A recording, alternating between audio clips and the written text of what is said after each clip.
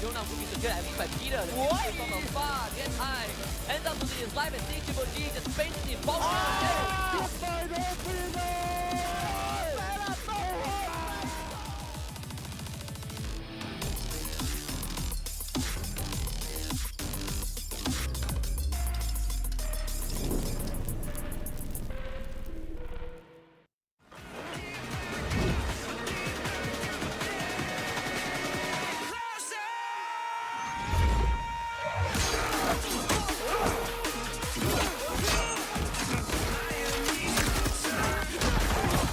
Supplier!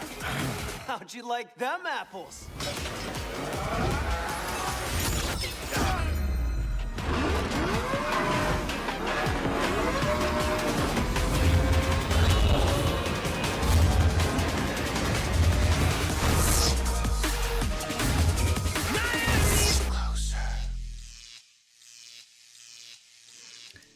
What is up, survivors? Welcome to the Free Fire World Series Southeast Asia Group Stage Week 3, day number 2, where the halfway point is me again, Husky, alongside the Mustachio AG to bring you guys all the amazing actions today. Absolutely, and of course, Group A will be taking its rest. Groups B as well as C will be in participation. That means we get the pleasure of watching Buriram in action once again, and CGG can do nothing to protect their number 1 spot. Yeah, for now, right? Tomorrow they will both be on the battlefield, but for now, CGG, they've hustled yesterday, 3 out of 6 booyahs. Incredible performance today. They get to take a back seat and give Buriram a chance to maybe extend their lead a little bit before we put these two titans back on the field. I mean, they almost got that 4 back-to-back booyah. It's just that one simple mistake in that rotation absolutely destroyed their chances. We have so many teams out there who are vying for that booyah for themselves as well, so it's not going to be a walk in the park. Even if you're Buriram, you're most probably going to get kicked out early if you are not careful, because everybody out there is hungry. Yeah, and some of the teams that were not able to fend for themselves yesterday now are back on the field. Todak, Dewa United, WAG, the Onyx Olympus, these boys, they've seen what happened yesterday. Some of their placements are threatened. Todak got kicked out to 17 because Team Flash decided to wake up at the very end, and today is Todak's chance to kind of find that footing back, maybe regain what was lost. Absolutely right. Of course, when you look at the top flight teams, getting a 100-point day is definitely a possibility. But when you look at the teams down in the bottom here, getting even a 50-point day seems to be a struggle. And that's exactly what Todak will be needing, right? A massive day, not 50, probably around 84 points just to breach the top 12. And they'll have to do better than teams like Heavy as well as RRQ Kazu if they want to stand a chance. Obviously, you've also got teams like WAG in the mix as well, Deva United Apollo, who are going to be making for the top 12 race, and Todak is in a much more worse position in comparison to them. Yep. Let's look at the recap from yesterday before we continue. He drives away with the monster truck, but nothing much comes off of that Indo stop, wrecking CGG, and they walk away with a booyah as well. 20th! Maybe he has done more than enough on fire to join in, and he was divine. Grunting from front to back, and on fire! And CGG. Stalwart in front of them, but the biggest enemy is not Stalwart, it's CGG. Coming in hard, wiping out Stalwart, and then Flash to rush in, finding Jonah Hunt to the back. Kami finds Russ in the even straight, 18 seconds down. Hunt and Kami putting in the numbers, and Heavy dragging themselves across the finishing line to close out the day and to bring one back home for Vietnam.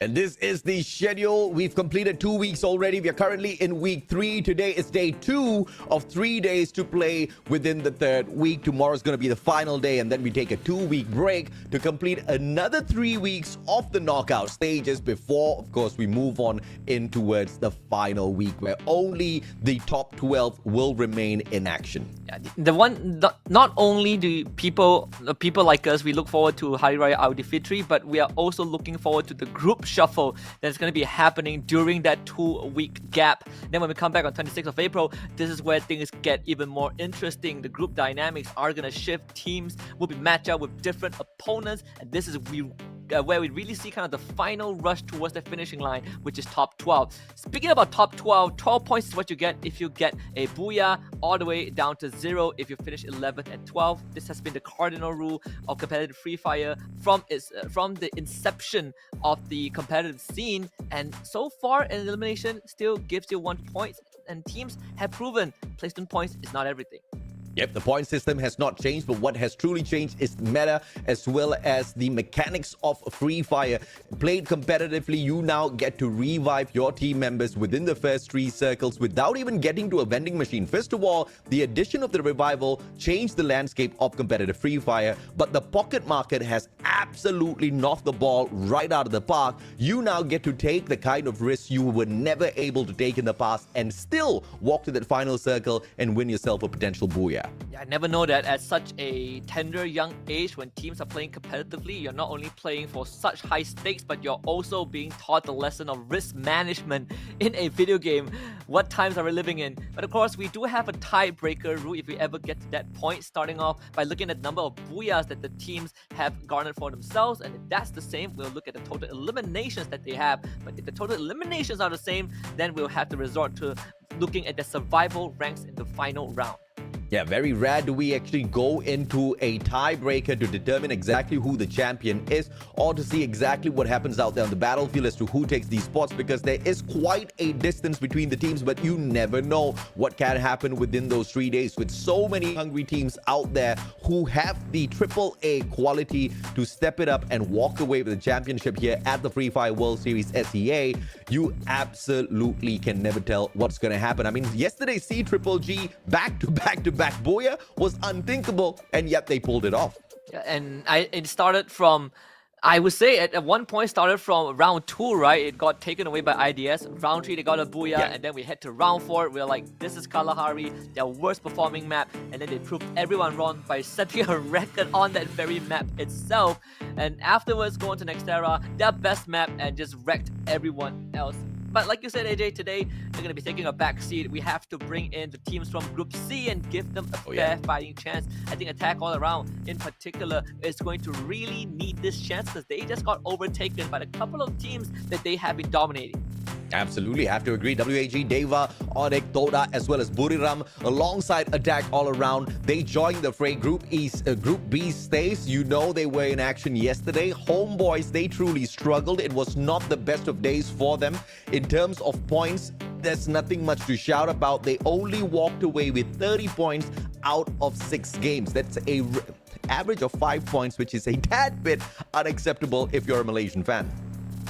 Let's take a look at Group B first. We have Heavy P, Sport, RQ, Kazu, Homebois, Conspiracy, Stalwart Esports, and Reverse Red. Group C, WAG, Dewa, United, Onyx Olympus, Todak, BRU, and Attack All Around. And truth to be told, I think Attack All Around, even towards the end of week number 2, did experience a slight dip in performance. It does feel like this is a minor issue that Attack All Around has been facing.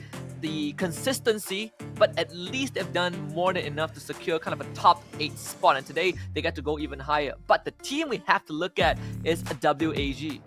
Oh yeah, walking among gods. They are the warriors among gods as well. And I have to say, everybody looks like a god out there when WAG is concerned, because this is a team that has the quality, but they step on out there and they have been tortured time and time again. A total of 245 points, and yet they have not been able to breach the top 12. They can breathe easy today though, because they get to climb up, and the ones that compete against them is Onyx Olympus.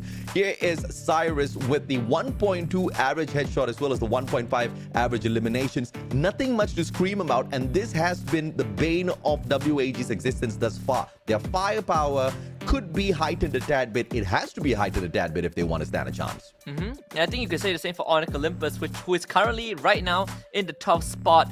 They are only 6 points away from being overtaken by WAG, and both of these teams are in the same group playing today. But Onyx Olympus has been this budding Indonesian team that came in, I think, into the scene late last year and really started making a name for themselves.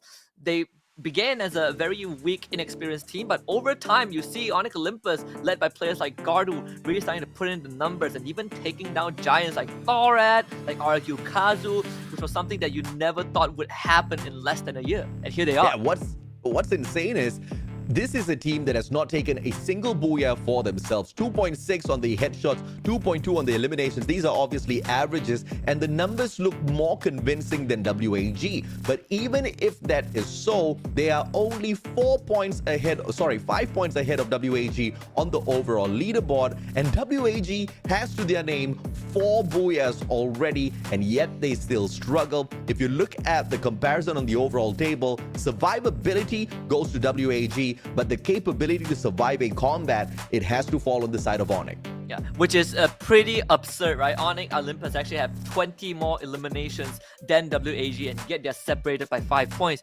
I think this is also kind of the similar parallel when you compare them to teams like Homebois Conspiracy and Team Flash. Team Flash, great combat, poor survivability. Homebois Conspiracy, worse in combat, but they somehow make it out alive. At least they survive longer than Team Flash. And you look at this comparison chart, actually, Onyx Olympus, they top every single category except for Glue Wars Destroy.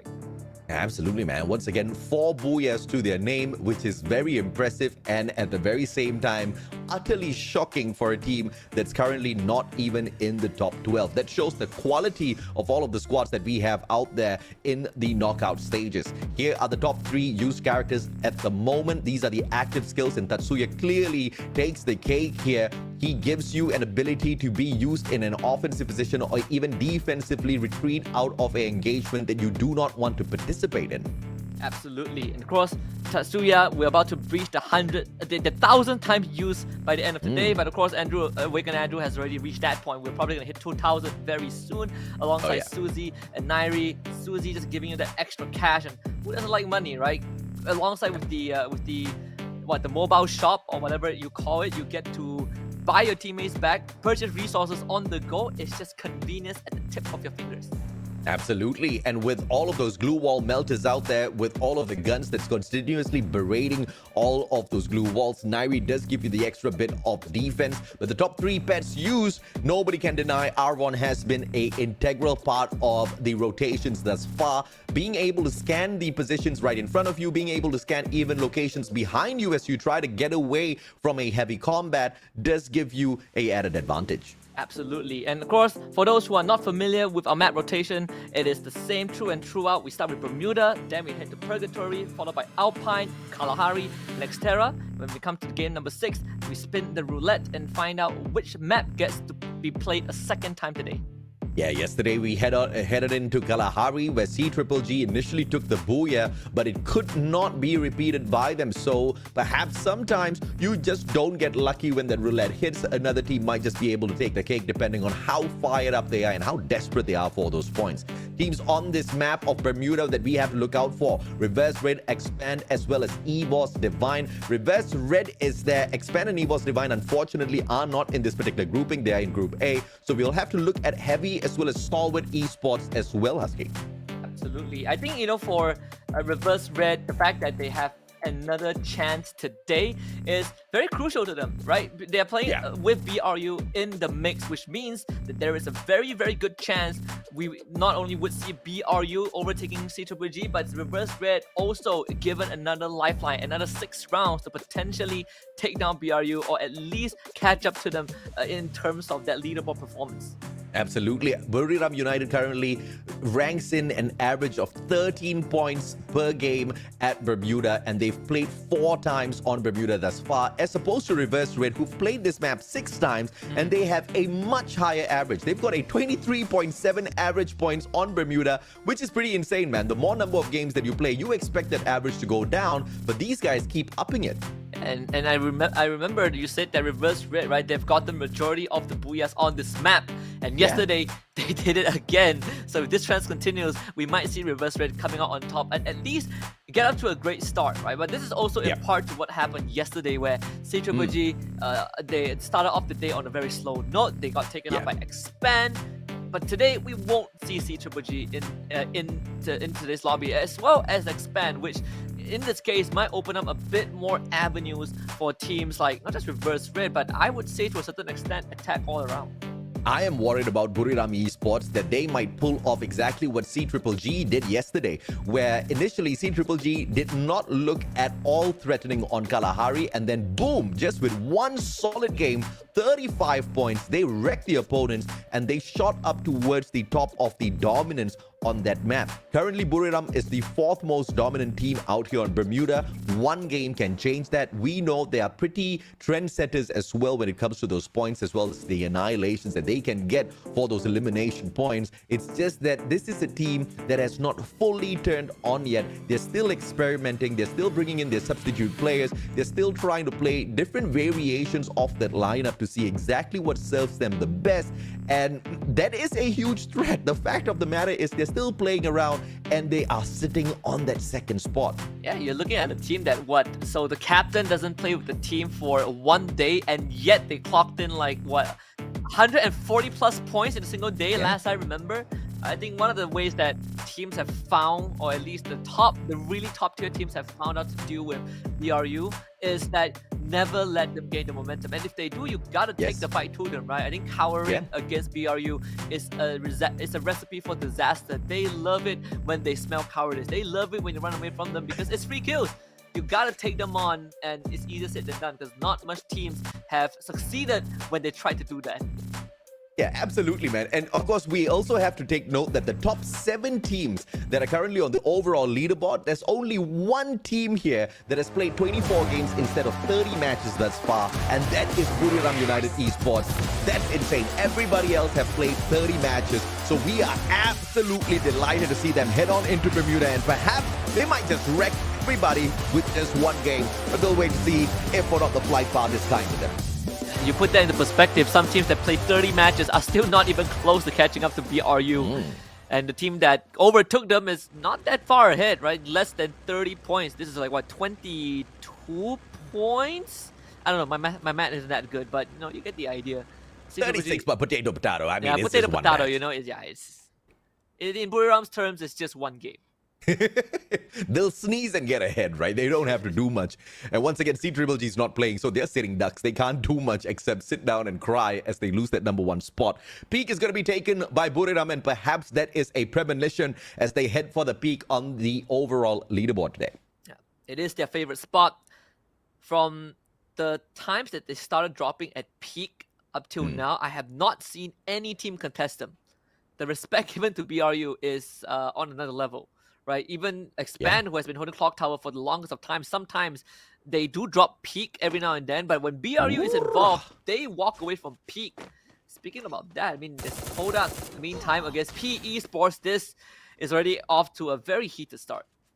The Todak's going in for the hunt on PE Sports. They clearly know that PE Sports loves Clock Tower. They love it so much that they did not mind attacking Expand to take command of this area. Todak dropping on in here instead of moving on towards the lower areas of Factory. And this is a pretty surprising move coming through from Todak, a team that has been struggling with the engagements. They're trying to go in for PE Sports, thinking that they might just be easy pickings. This first engagement will tell us exactly how that goes and whether or not they had the right idea here. Best part is they shot the UAV from Todak, but Todak actually let the PE Esports UAV pass through. WAG, though, able to find the members of Dewa United. At least for Sam 13, he is a lost cause. Beyond will try to kind of relocate, at least keep this dream alive. You can see Virus, he is out of there with the launch pad. Beyond will have to stand his ground.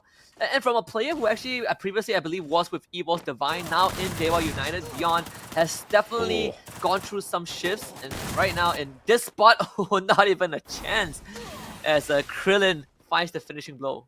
Yeah, but the action continues. Here comes Homebois as well, scrimming off against Heavy. And it looks like Butterfly's the only one that's been left behind here as bait, whilst the rest of Homebois backs away. And it's a scattered drop for these boys here. So there's a high probability that we also see Spade being taken out as RRQ Kazu is hunting him down. Not much space that he could go.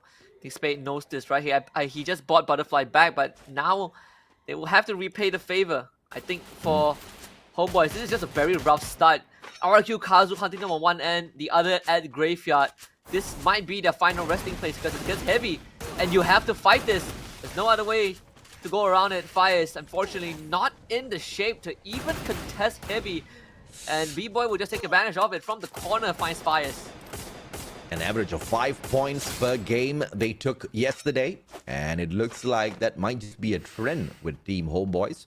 Stalwart Esports, on the other hand, will find an easy picking to nail down PE Sports inside of Factory. The rotation away from Clock Tower out of the fire, which wasn't even that hot as it was just Todak, but straight into a burning furnace. Potentially even a volcano here, as Stalwart is looking for some heavy points to climb this overall leaderboard and replace Reverse Red. Easy one for Cypher. And the Mini Uzi will get the elimination stop with the Bison drop onto Don't Cry. And this is just going from bad to worse. Wang An's going to be caught out by WAG. Todak circling in as well, hearing those gunshots. This might just be another opportunity for WAG to pick up some solid points. I believe, yeah, Krillin already had 3 from the get-go. Now they're going to cash in a bit more. Todak does have that high ground advantage. I say they have the high ground advantage, but Krillin, this guy, he is definitely feeling himself. 3 eliminations is definitely not enough. Want to get a couple more under the belt. And this portal is opening up a lot of avenues. Cyrus decides that he's just going to use the classic way of the Tatsuya dash. Traps somehow shot by Krillin through the gap. With that Mag 10 of the glue, the gap of the glue with the Mag 10. Absolute lunacy from this man. Cyrus, he just get dropped by Zan, but now Tatsuya dash has expired. How is Krillin going to deal with it though? The A124 get dropped down, the double up from Todak to stop this momentum from WAG. Mag 7 up close and personal definitely does hurt, but Ghost is there to save the day. M1887, but he walks straight into an ambush. The players have been picked up though. It's a 3v2, and it looks like Todak is toast. Grilled fish served up in the 12th spot. That is just a crazy development. WAG, strong start, but not good enough. Well, at least in that case, they did suffer a bit of a casualty, coming out alive. And I believe it's good enough. Well, it's not good enough for their standard, but for now it will suffice. BRU though, while finding Onyx Olympus, I'm not sure where Onyx Olympus wants to go. Maybe Kiba can find a way out. He's driving straight to Jonah though, and grenade launcher onto the vehicle. Gardo is the one that goes down first. Onyx Olympus getting dispatched and torn apart one by one. BRU finding 4 already. How unfortunate for Gardu, man. I mean, he tried to drive away and he drove straight to Jonah, and Jonah was waiting there. I mean, clearly poised with the grenade launcher. One pop took the guy out along with the vehicle. Just beauty from Buriram as usual. Onyx Olympus, a tad bit unfortunate, but the team has not been secured just yet. And Red Diamond, what sort of a headshot was that? No mercy at all shown to Mercy. Homebois loses another player. Just not a good start for Homebois. This is the 3rd team that they run into that they had no way of fighting it. First it was Heavy, and then RQ Kazu, and now Reverse Red. Definitely kind of a cannon fodder at this point of the tournament. Very unfortunate though. I mean, today is a good chance for them to overtake Team Flash and put themselves ahead, even by a bit. But with their current state, I fear that they are going to be down there for quite a while. Technically speaking, this team can't fight with anyone at this point of time. I mean, they're the weakest team when it comes to the engagement. 62 eliminations in total. Even Todak better when it comes to those engagements. 95 of those eliminations taken thus far through 24 games, as opposed to Homebois Conspiracy, who have played 30. So performance-wise, they're not doing too great. Oh, and Homebois gets the revive, sure. And just more coins being expended to bring the team back. At least they have the entire squad with them. And actually finding Jack, so it's not too bad for the Homebois. They do get a elimination, and that gives them a few extra coins to play around with. In the meantime, they were still getting tortured. Virus taken out. No team elimination just yet, so he did manage to collect enough coins to bring back a couple of revives. PE Sports cutting down the distance to catch up with RRQ here, and Heavy's pretty much just baited them in. B-Boy is going to stay silent here as he watches this go down.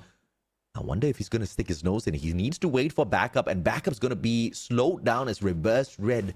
The rest of the squad of Heavy needs to deal with them first. If there's anything we learn from IDS is sometimes you don't have to be a busybody. You can just eavesdrop, look at what's happening around you, and then take the best possible chance when the fight simmers down. Just let the team steal first, right? Let them take each other out, and then you come and reap the rewards.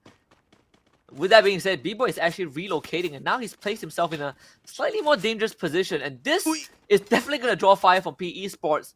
But you wonder, right, if RQ Kazu will respond to this. Reverse red, though, making their presence known, coming in hot.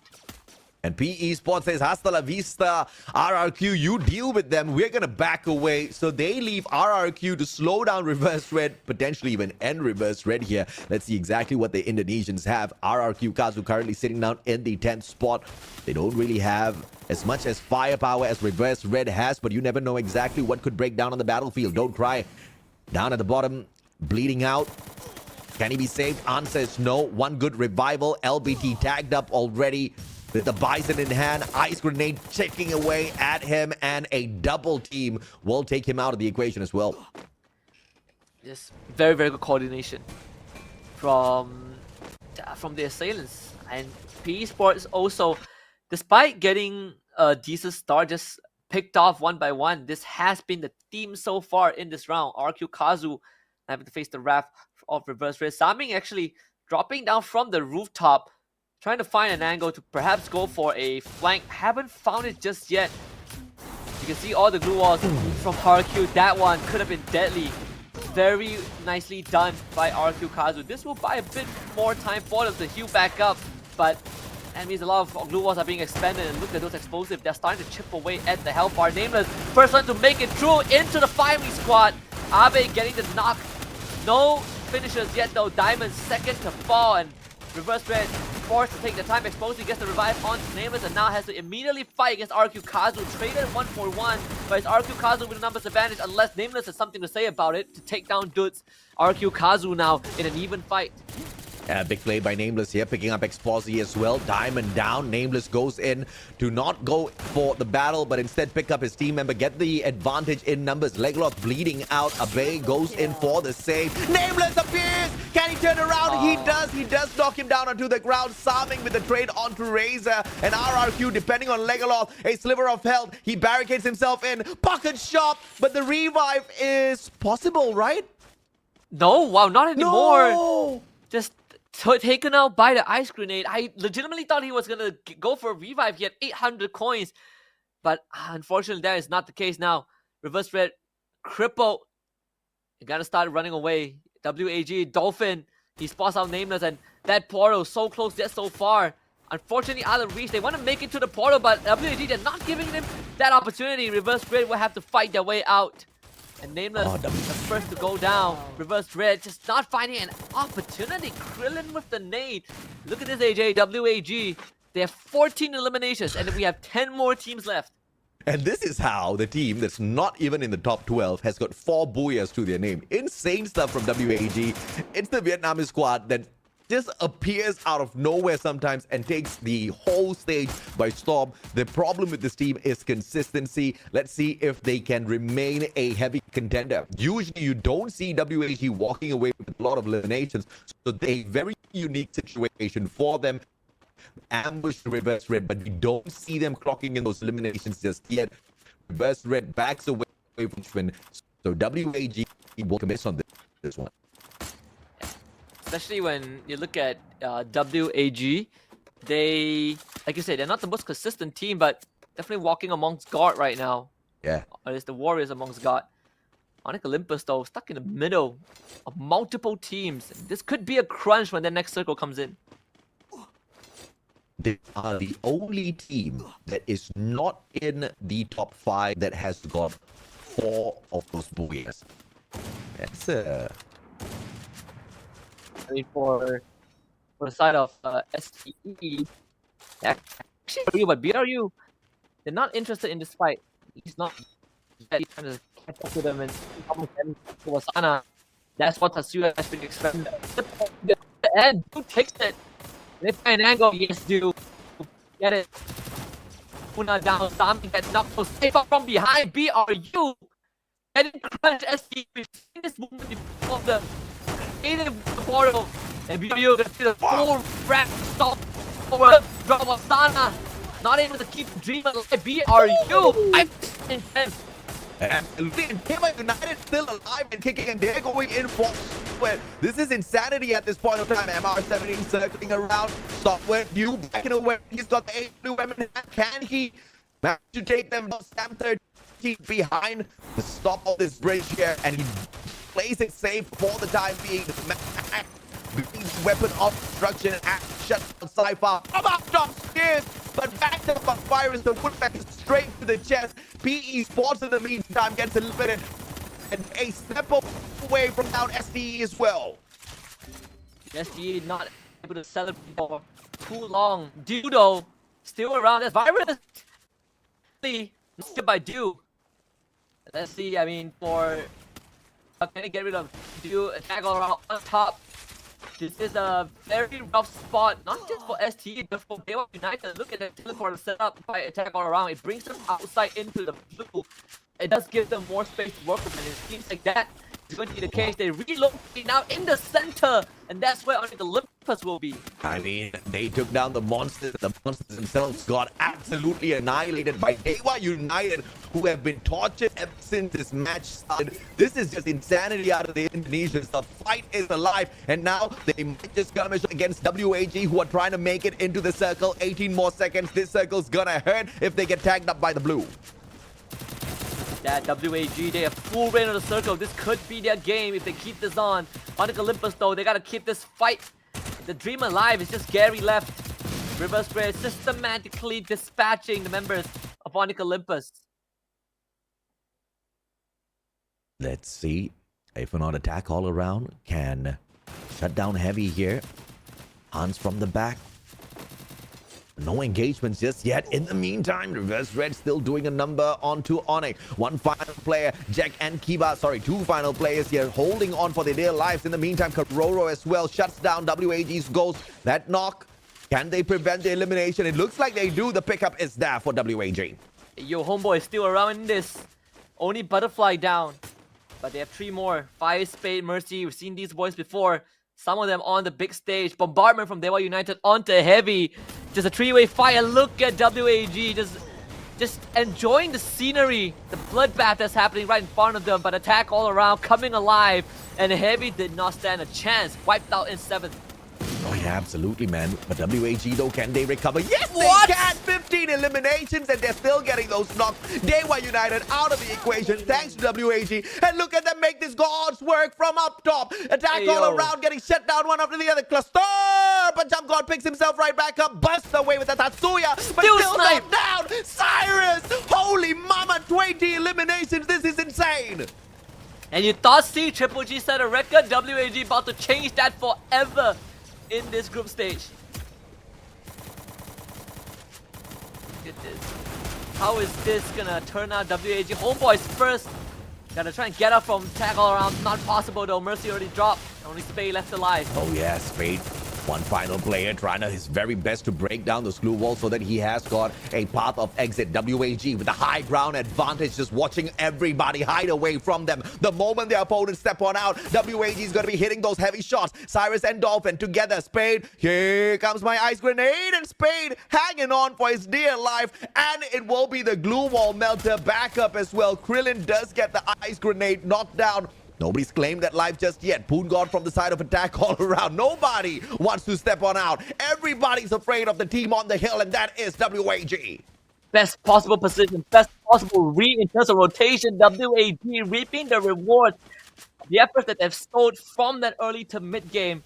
Reverse Ray, they gotta be the first one to leave that building. There's not much time left. The circle is about to force all the way into the center, into the gaping jaws of WAG. But WAG, they're not gonna wait. They are going to go for the instant crunch. Nameless is gonna die, not known nor remembered. Homebois first to get eliminated. WAG coming in with 22, but that number is only gonna go up. It's 23, 24. WAG to start it off with a booyah for Vietnam. And what better way could have asked for? A record-breaking, new record-setting WAG, the only team that was fighting to get into the top 12 that now has 5 booyahs to their name. 5 friggin' booyahs to their name. This is insanity, and I absolutely love this team. Couldn't wait for them to make that comeback because you know you can depend on WAG to bring the camera onto Yoon Seoul. Absolutely, we ended yesterday with Heavy doing us, doing everyone, not just us, everyone, the fan service and WAG, they understood the assignment. We say that they needed to be given a fighting chance to prove their worth, and oh boy, have they done exactly that. 24 eliminations. Are you kidding me? This is the Vietnamese squad that is proving to everybody out there that when you truly want to go all out, you most definitely can. We have been talking about them as to how WAG usually depends on those placement points. They have managed to walk away thus far before this game with 4 of those booyahs, but now just with a single booyah, they have jumped not 1, not 2, but 3 positions, and they have slid into the top 12, currently holding on to the 9th spot. Massive work from WAG. Vietnam has to be proud.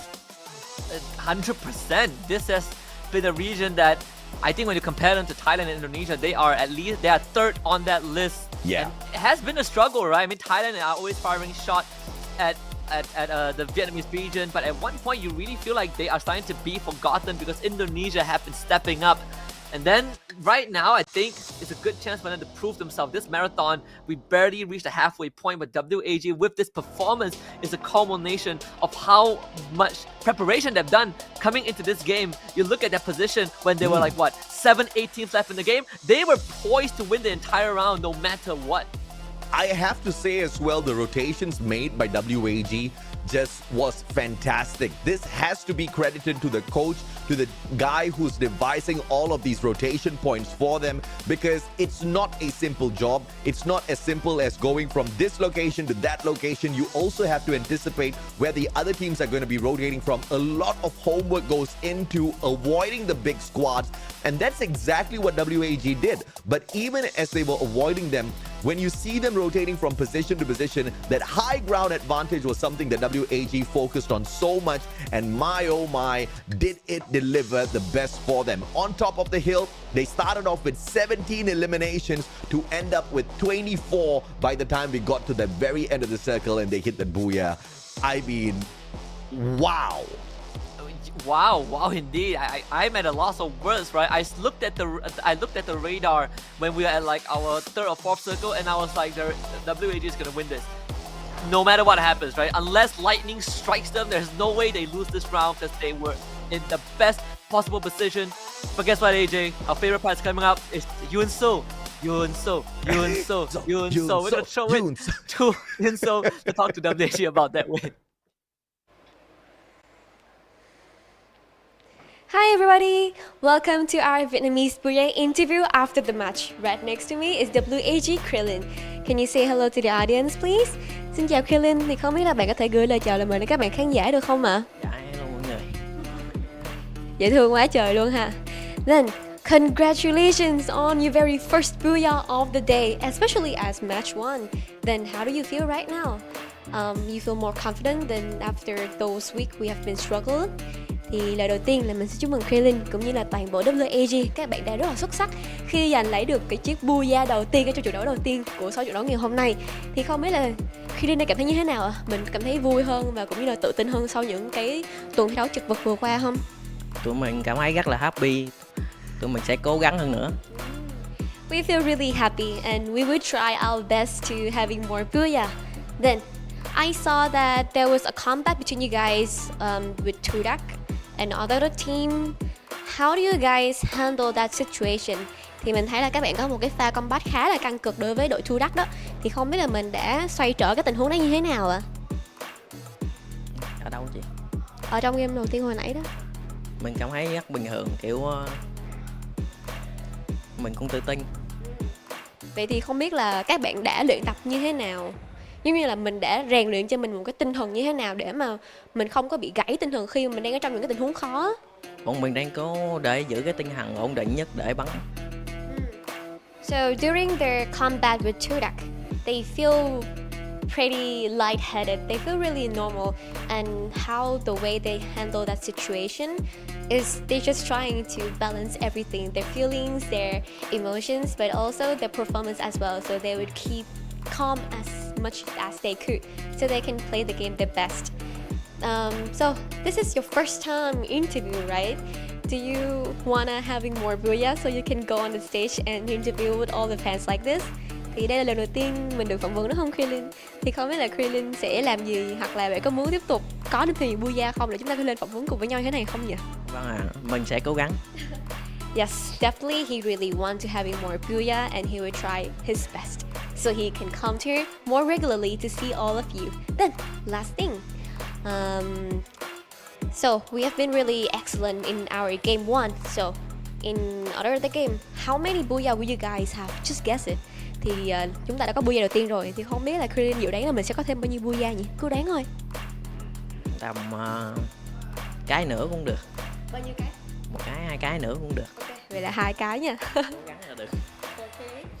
Then we will try and we will guess that we will have more 2 booyahs then. Thank you, Krillin, so much for this interview and good luck to your next matches. And then this is the end of our interview. See you next time.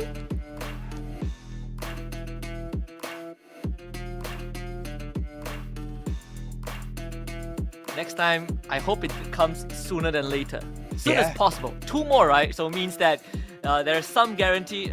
Krillin, I'm holding you to your words. You have Yes. set the expectations Oh, very yeah. high, my friend. I mean, they have literally set the bar. They have now walked into the top 12 and they are currently walking among gods, literally, with their 5 booyahs, right? They have got 5 booyahs and they're so far away from teams like Stalwart Esports, Reverse Red, Buriram, as well as CGGG. But they are able to walk into the final circle undisturbed by those gods as well. And they have been able to sneak away that booyah, which is pretty insane for a team that is not as dominant out there on the battlefield. And I say that, and they just broke the record with the eliminations. Insane stuff, man. Yeah, one of the pivotal players is definitely Dolphin. Doesn't have the most eliminations in this game, but definitely the one that is leading the charge into some of these firefights.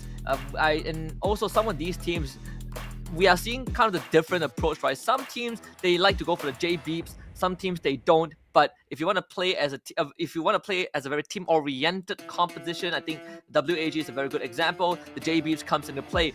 Kind of a throwback to what BRU did last year during FFSI, where J beeps was a must-take, and right now not that much. WAG though still sticking to that, bringing the Moko, the Awaken Andrew, and then you look at the performance overall from this team. They are the one. So out of every single team in top 12, they are one of the 3 teams that have only played 25 games, and yet I think they have a really good chance of catching up to teams like Expand, who are not playing today. Yeah, absolutely. I mean, Expand can't say much as they're not playing. They are 40 points behind Expand right now, 41 to overtake them. So this should be something that is doable, but Attack All Around is going to be their next stage of challenge. Since Expand can't do much, WAG does have to aim for the stars at the very least, and the stars at the moment is Attack All Around. But if they can keep up this sort of a performance, this sort of fire, this sort of elimination, they can even battle CGGG and Buriram at the same time and still walk away the champions. Yeah, and I think the biggest difference that sets WAG and Attack All Around apart is the eliminations, right? Attack All Around has a lot more eliminations, like 51 more eliminations than WAG, something that they need to kind of rack up over time. But you look at the elimination leaders in this top 5 list, the entire team of WAG is in there. It's such a rare occasion. Usually when they walk away with a booyah, they are not massive rounds, right? They are rounds where WAG has managed to sustain enough of their firepower in towards that final circle, avoid a lot of those battles, and then of course sneak away a booyah. This time it was a different scenario altogether. I want to see them replicate this. I mean, God bless their souls if they can. I'm going to lose my mind. But there are a few other key plays here as well. Krillin obviously from WAG with the damage, insane stuff, 3,939.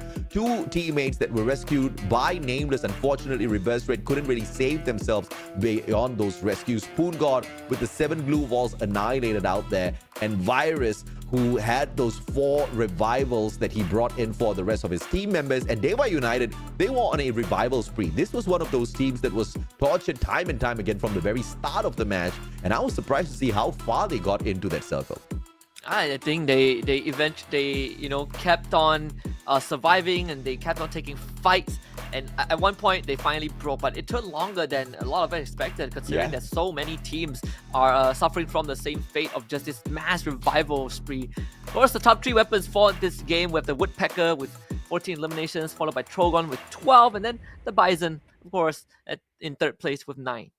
This is a opportunity for everyone to just absolutely take advantage of this Woodpecker, because if we look at yesterday's 4 matches back-to-back, and today that's 5 games back-to-back where the Woodpecker has been getting the job done. 36 points. And WAG was not messing around out there. 24 eliminations, 12 from the Booyah, giving them the record-breaking 36. Everybody else now has a new bar to compete for. And you thought CGG with the 35 is a bar. That didn't last long. Not even 24 hours. WAG came in and just completely broke that record. And this, I think, the highest one we had competitively, and not just in Garena in the official leagues, but overall, I think the most I've seen was either 38 or 40, and we're getting really close to that stage. We're getting really close to the highest record that was ever set. But even then, to get 36 in one round is unreal. And even when that 40 points or 38 points were picked up, I don't think we had this many superstar teams in one lobby, right? So for them to walk away with this sort of a stats with the gods, I mean, this is beautiful, right? Walking among gods, they walked among them and they slayed each and every single one of them. We're not even talking about the rest of the teams on the leaderboard, because of that's how phenomenal the performance was here from WAG. And from the 13th spot, they are now in the 9th place, aiming to overtake Expand as well, who are in 8th. And we say that they were 6 points away from Onyx Olympus, and they had a mountain to climb, well, a hill to climb actually, to go past RQ Kazu and Esports, and they did it in just one round. And now they set their sights on Expand, right? That's the next milestone. Then attack all around. Evo's Divine as well, very, very far ahead, 80 points ahead of WAG, but this performance that we've seen so far might just be enough for them to at least be within arm's reach of Evo's Divine, considering that the Evos is not playing today. Yeah, and WAG has only played 25 matches thus far, and the teams that are above them, teams like Expand, Evo's Divine, Indostars, they have all played 30 games already. So 5 more games for WAG to catch up. I'm not expecting 35, 36 points from each and every single game. An average of 15 points should be more than good enough to launch them to fight the Indonesian teams. I would genuinely lose my mind if WAG clocks in like more than 100 points today. I mean, they are almost halfway there, right? They got 36 in one round. This is very, very possible. We have to see, though, if this consistency continues. We said that about Expand yesterday. They got up to a hot start, and hot start was all there is to it. The rest of the evening was just Expand getting rolled over. And we'll see if this is not the fate for WAG, then I think we're in for a good ride. WAG on week 1, they scored 36 points on the first day of play. On the second day of play, they hit it at 68. And I'm sorry, top 3 teams, you guys have to wait, because WAG is our point of focus right now. And on week 2, WAG walked in with 57 as well as 84. They have never breached the 100-point mark, but clearly, week after week, play day after play day, they have been on the uptrend. This is a team that is on the warm-up, and clearly, they are here to wreck their previous record of the overall points taken at 84. I think it's totally possible, Husky. I think it's very possible as well. But of course, they have to contend with teams like Stalwart and Attack all around on Purgatory. Obviously Stalwart being the best team right now. Yesterday, it was Indostars that took the round away as they were fighting who again? CGG in that final circle. Stalwart had a pretty rough day yesterday, I'm not gonna lie. 2 rounds in a row, they finished 7th, 8th. Even today, they didn't finish exactly that high either. So that's consistent on their end, I suppose, but they gotta try and break the bar because even though they are very far ahead of teams like IDS, that gap is going to close, and the only thing keeping them afloat is that they're really good at getting elimination. When it comes to groups B and C, the top three teams are stalwart esports, attack all around, as well as Buriram. The team of WAG, guess what, man, is sitting down dead last. They are the worst team in performance at Purgatory. I'm looking forward to them just flipping it around with the adrenaline rush they have pumping through their veins right now. Let's take a look at the flight path and see how kind it is to us. Pretty kind, I would say. Skewed a little bit more towards... Oh, no, it's dead center, and it opens up the full map of this huge Purgatory.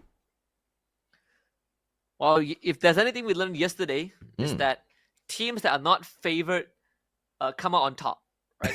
It's like a second awakening for some of these squads. Let's see if it applies to WAG, because I am already loving this opening for WAG. Completely uncontested. They've taken over a quadrant of the map without even trying. Not sure where Krillin is going, though. Guy might be lagging a tad bit. I don't even think you can get some heavy loot all the way close towards the edge of the map there. But we'll have to catch up with them a little bit later on.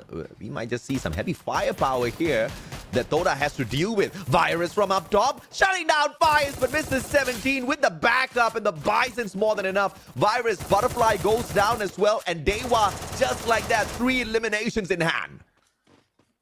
Homebois is just not even holding a candle to Dewa. Very unfortunate. You can see that it feels like there's no fighting spirit, right? They were just trying to stay alive. Fires was putting up a glue wall, and that didn't even help him because there was a gap at the top. Todak also running into the same fate. It seems like the Malaysians are just not having a day. I'm just utterly shocked with what's happening to the Malaysian teams. Apart from Expand, the other two have just been horrible with their setup, right? And just like you said, man, it looks like they have got no spirit to fight at all, which is a huge surprise, because these are all well-spirited boys and they are good at a good game of Free Fire. It just seems like there is something very wrong happening in the background, and even they can't put a finger on to exactly what is going on. Noki tries to get away. Nero surprisingly just chilling, but LBT is there to get the job done here. He's got the Tatsuya to get him out of a pinch. Noki backs away. This is a 1v1, and he's looking for those coins so he can at least buy one player back. Could this be the end of Todak? Yes, it's gonna be. I don't see them winning this. Yeah, man. You can try, GG. but yeah. Oh boy, 2 rounds in a row with nothing to their name. Well, I would say at least that they have not broken the record of fastest exit, right? The fastest exit we have was like, what, 58 seconds. And that was held by Homebois. Oh, Spade unfortunately traded, so no points for him. He's gonna let that guy bleed out as he saves Sam 13. Mr. 17 is just a little bit too good here. WAG now with the opportunity to take out another Homeboy. But they are rotating the other way around, and it looks like the player from the side of Homebois is keeping his head down, not wanting to be spotted out as well. And WAG with a fantastic use of R1. Such great map awareness, understanding exactly where players would be hiding. And that scan gives them a tad bit of information. But the question is, can they make good use of this information? WAG, look at that flank, man. The player on the left-hand side, who is he? It could be Krillin, actually. Or is it Dolphin? I feel like it is Dolphin. Yep, That's a Dolphin. That's a solid flank. From behind. What you got, bro? Oh, Yep, just Krillin! such a good crunch. Against reverse red, Husky. And yeah, to be fair, the reverse red, they are very split up. So not in a position to fight at all. Very understandable that was the result we got. Diamond does get revived. Reverse red though gets to reconvene. At least they have to do so. Now knowing that WAG is near where they are. And this is a team that dropped the moment that flight path enables them to. And they got a big chunk of land to work with. Heavy against RQ Kazu. It's another interesting encounter, but so far RQ Kazu definitely winning out on this. Hans tries to rush dudes down, but ends up getting dropped. And B-Boy, last hope of Heavy. This could be the end. Yeah, Kabi is still at the very edge of this next save zone. He's trying to run away, but RRQ has spotted him out already. This is definitely the end of Heavy. Look at that, man. Portal Go used as well by Razor. Charge Buster in hand. No revival just yet. Bye Heavy, they say. Very nice. Well, at least for Kyukazu. This is very needed as well. I know that yesterday in round 4 or 5 onwards, they swapped out Legolas for wings. We'll see if that's going to be the case though. Feels like that is kind of like the modus operandi for RQ Kazu. It's like if we're not performing good in the first half, we're going to get Legolas onto the bench and we put the wings in. That has not really changed much in terms of their results. And Dewa United, well, it's VRU. You just have to take it. The Portal go and send everybody to hell. That's exactly what Buriram has nicknamed that portal. And they continue to abuse it. Mr. 17, Funa, just soaking up the damage, but just forging on forward as if nothing happened. Those bullets are just tickling him. And Dewa, they are paying the high price here for encountering Buriram so early in this matchup.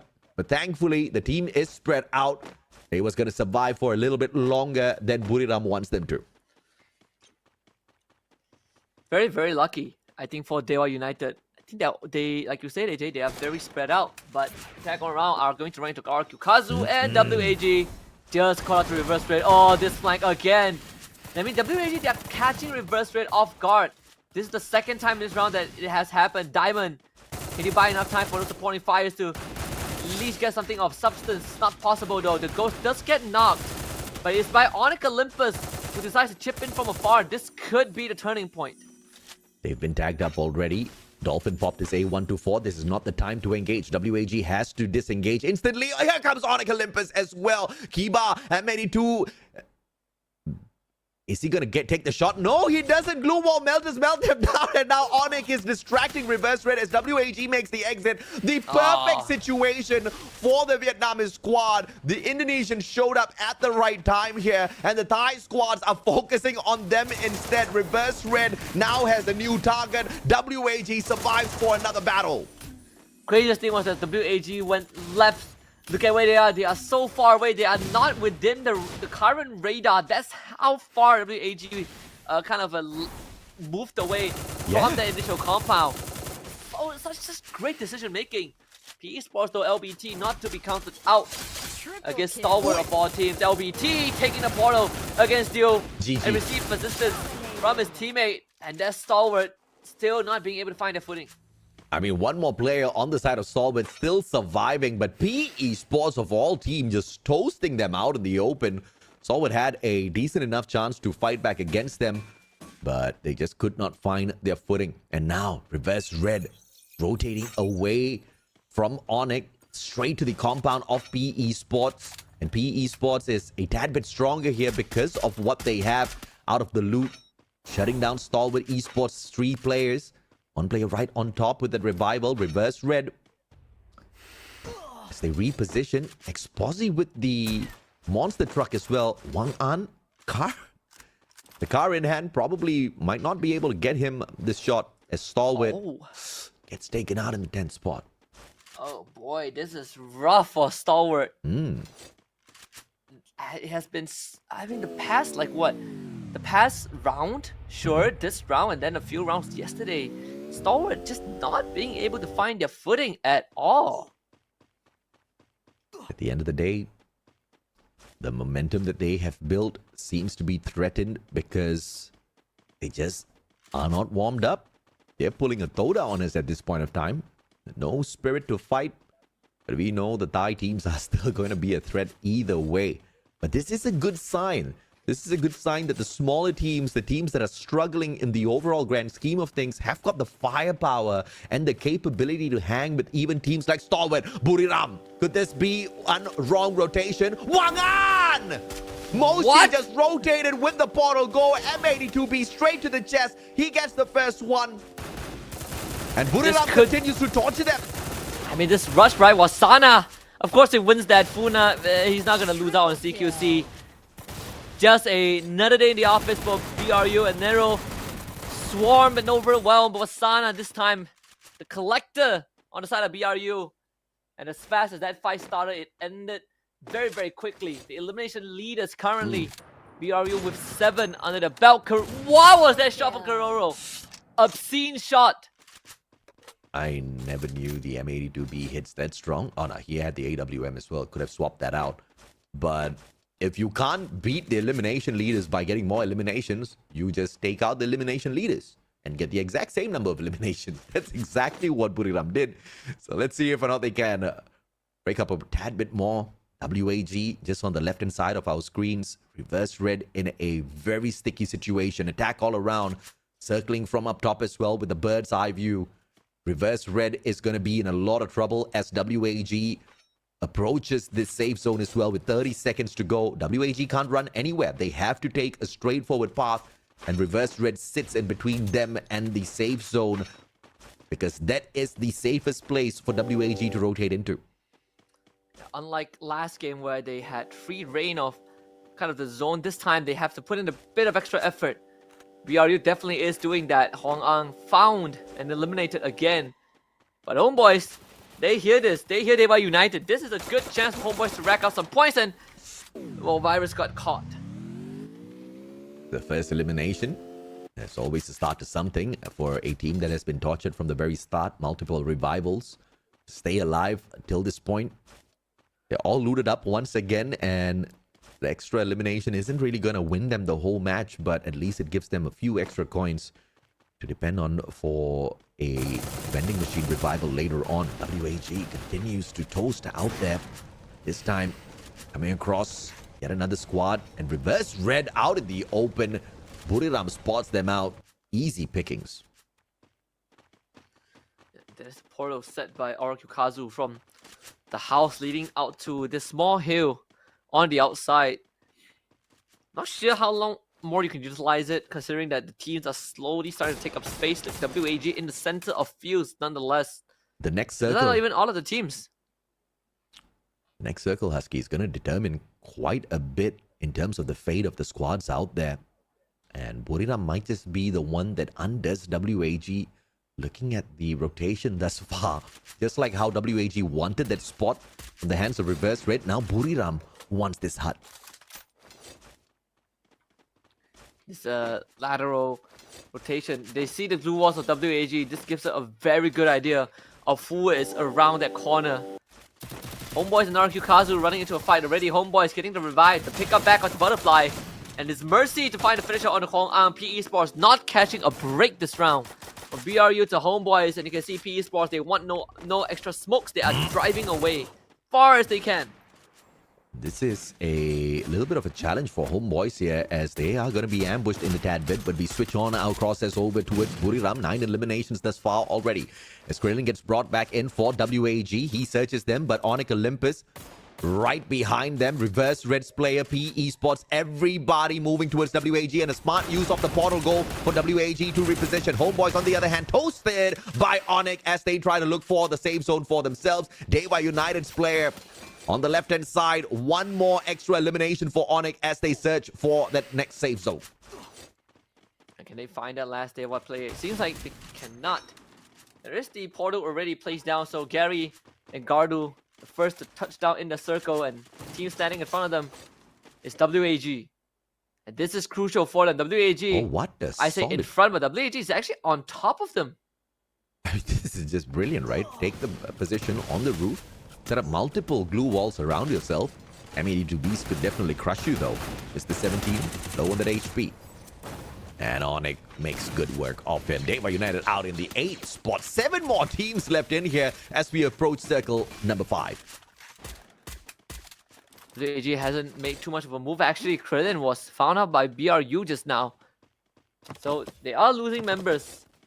Unlike previous rounds, like I said, they have to fight through this one. And BRU, they're now in the same position that WAG was in. Just uncontested. And the fact that WAG was on the roof means that this is inevitable. They will eventually have to deal with BRU, and it couldn't have come sooner. Biggest question is, where's the next safe zone gonna drag us to? That will determine the rotations of the squads out there who are just very patiently waiting for the instructions. And it looks like, who's in there? Is it Buriram or is it WAG? WAG gets the advantage. Oh yeah. You say that, but Dolphin got GG. sniped by Moshi. Look at BRU on the north side. There's literally no one that is threatening the BRU right now. And Moshi, another good shot onto the Ghost. We won't see a repeat for sure this time. At least not for WAG. Reverse red though. Dropping before WAG. That's 7th place for them. Yeah, as anticipated, the setup from WAG was very questionable. They went up to the roof, they set up those blue walls, but the M82B is still a existential weapon that can crush all of those players behind those blue walls. Easy pickings for Moshi. But now, no Booyah just yet. Buriram still has got some work to do. Attack all around, and they manage to shut them down as well. They start things off with Karoro, but Foki trying to keep the team in here. Funa goes down, and that is the Super Slayer of Buriram. Holding on is Wasana, but he gets dropped as well by Foki. And Foki going in for 3 for 3. Jonah with those flurry of grenades and pushing them, keeping them all outside of the circle. This has to hurt. Attack all around needs to move. Yeah, and Jonah actually got the knock onto Foki and Moshi again. I mean, these supporting shots are out of this world. Cyrus still around though, but it's just him. Buriram not that healthy either.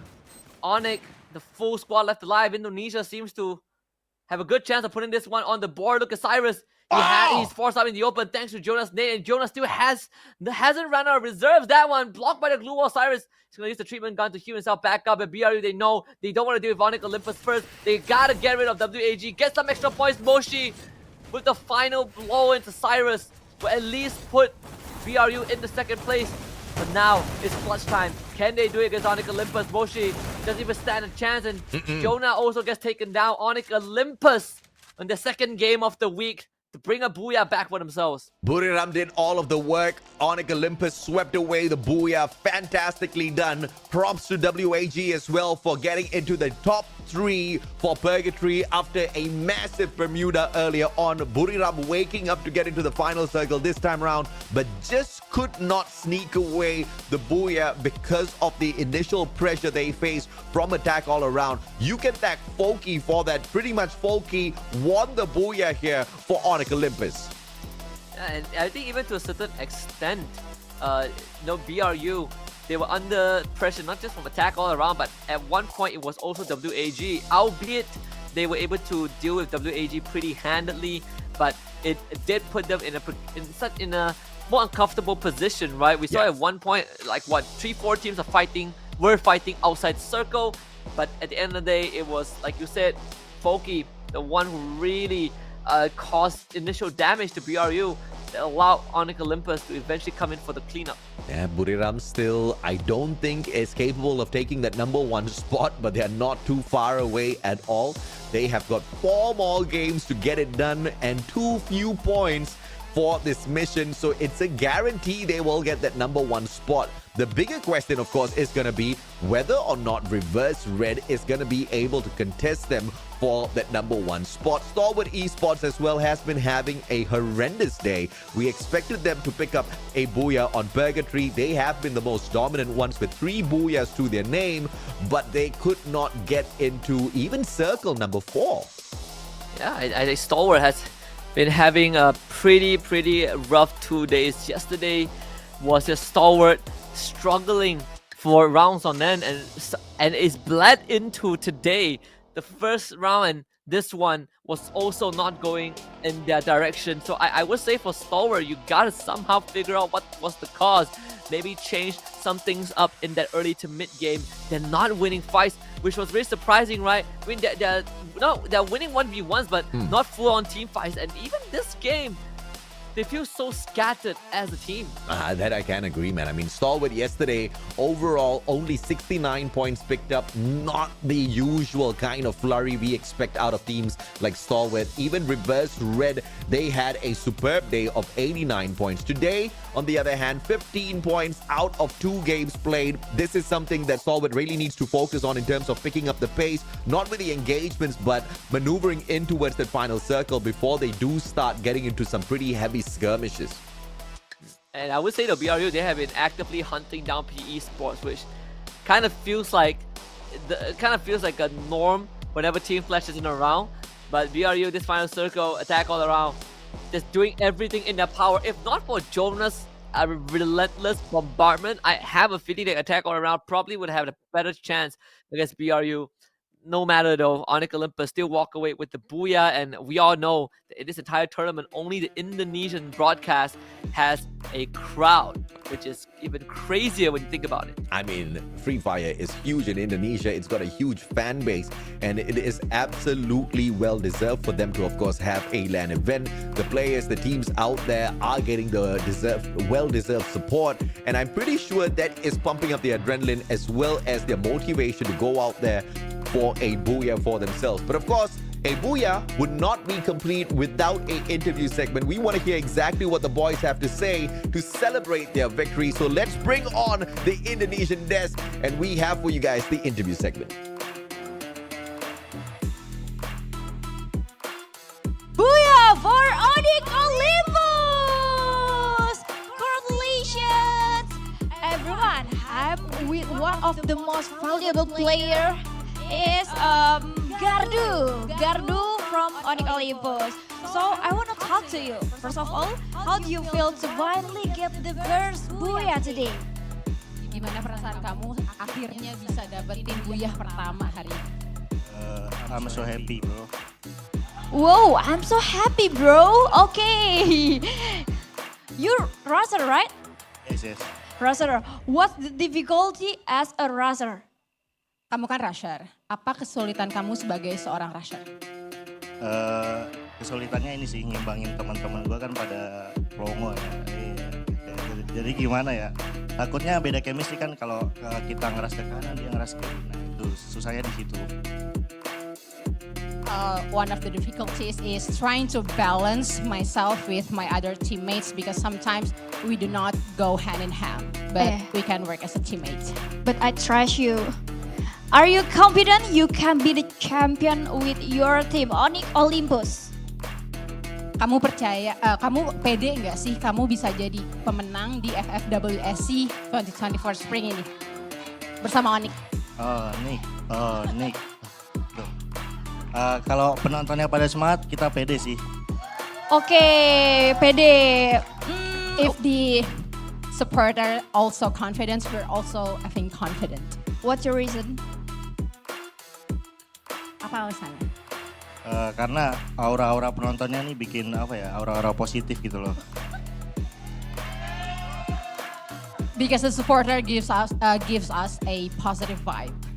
Okay. Thank you so much for the answer, Gardu, and I hope Indonesian team will give us a good performance today. So, we ready to the next round? Back to you, Shotcaster.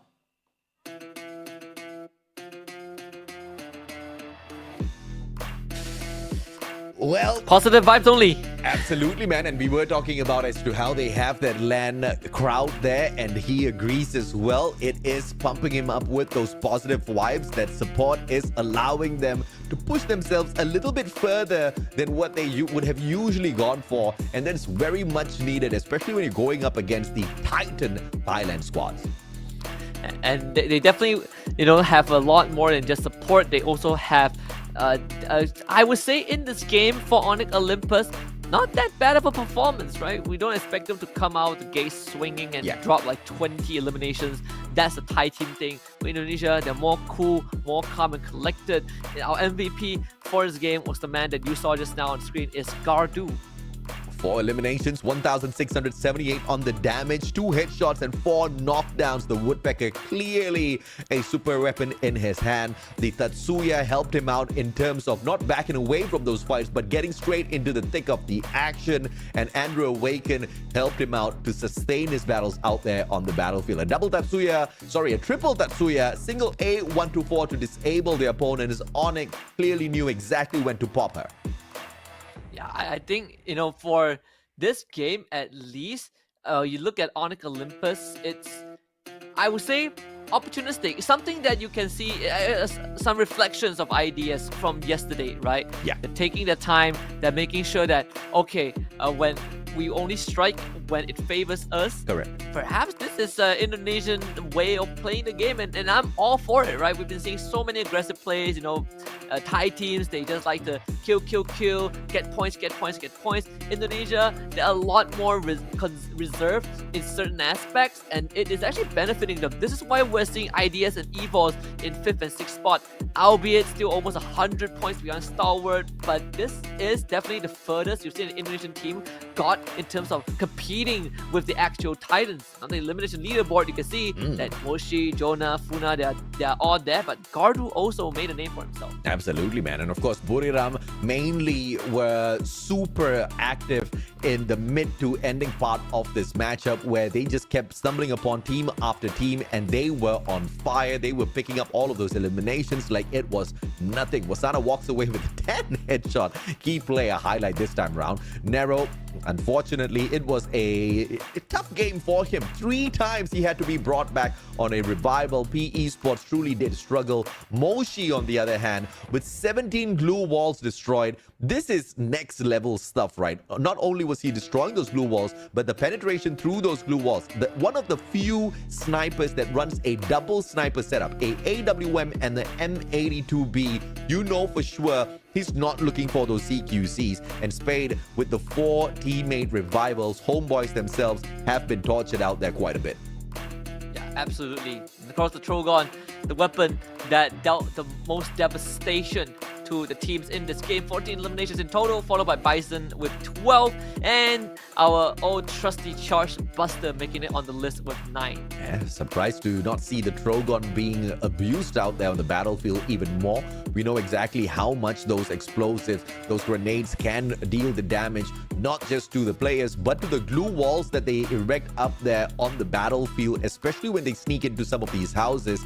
The Trogon is the weapon of choice to bring all of those barricades down. Buriram still walks away with the number 1 spot, although they do miss out on the Booyah. In 2nd place with the 9 points from placements, 18 from the eliminations, 27 solid points. Onyx right behind them with the Booyah and 10 eliminations with a total of 22. And PE Sports with a fine game for themselves here with the 13. Yeah, and I mean, this is just a fine performance from BRU. We can put them aside. They always show up huge. No Booyah, no problem. PE Sports racking up decent numbers, right? RQ Kazu with 13 points. That's great for them.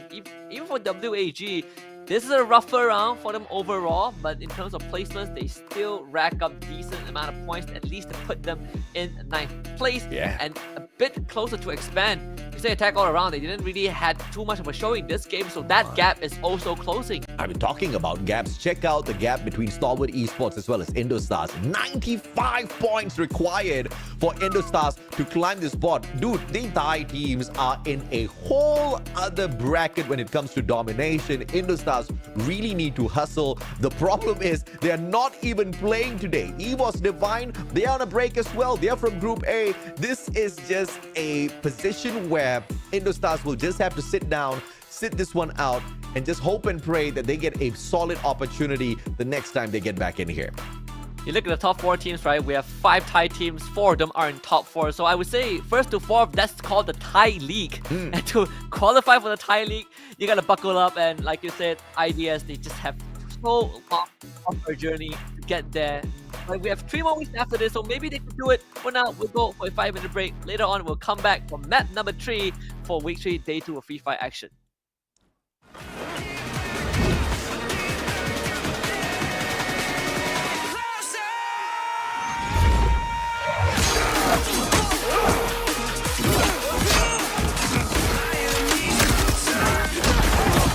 Supplier!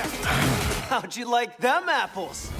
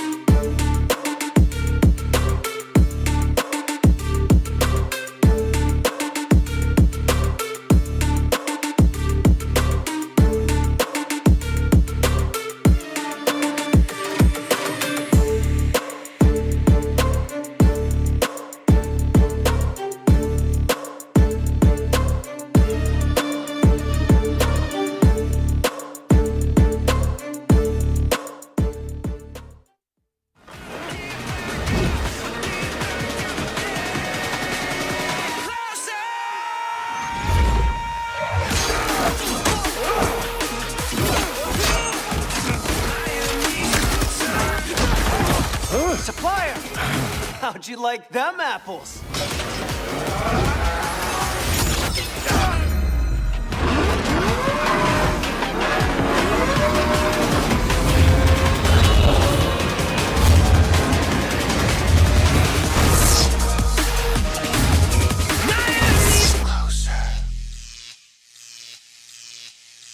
Buriram may be looking to dominate the overall leaderboard, but WAG is looking to dominate day 2 of week 3 with their fantastic performance. My name's AJ, I'm the Mustachio, down here with Husky. Welcome back, survivors. This is the Free Fire World Series Southeast Asia 2024, and the battles have been absolutely spicy today, Husky.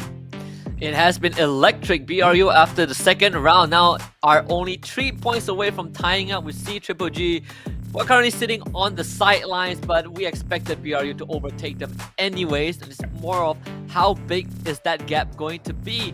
Though other teams such as Stalwart have not been going off to a good start, and that's not a one round thing. It has been like that since yesterday, and it seems like Stalwart have not been able to find the momentum. Albeit Stalwart is just 15 points behind Reverse Red, so one solid game can do the work, but Stalwart themselves are behind Buriram by quite a little bit, right? Close to 50 points. So this is something that they need to really hustle on, because if they can't go back to their winning ways, Buriram is going to be leaving them in the dust. But either way though, the Thai teams once again are dominating the overall leaderboard. In 5th place sits Indostars. They are not in play today, and they're 95 points away from Stalwart, who are in the 4th spot.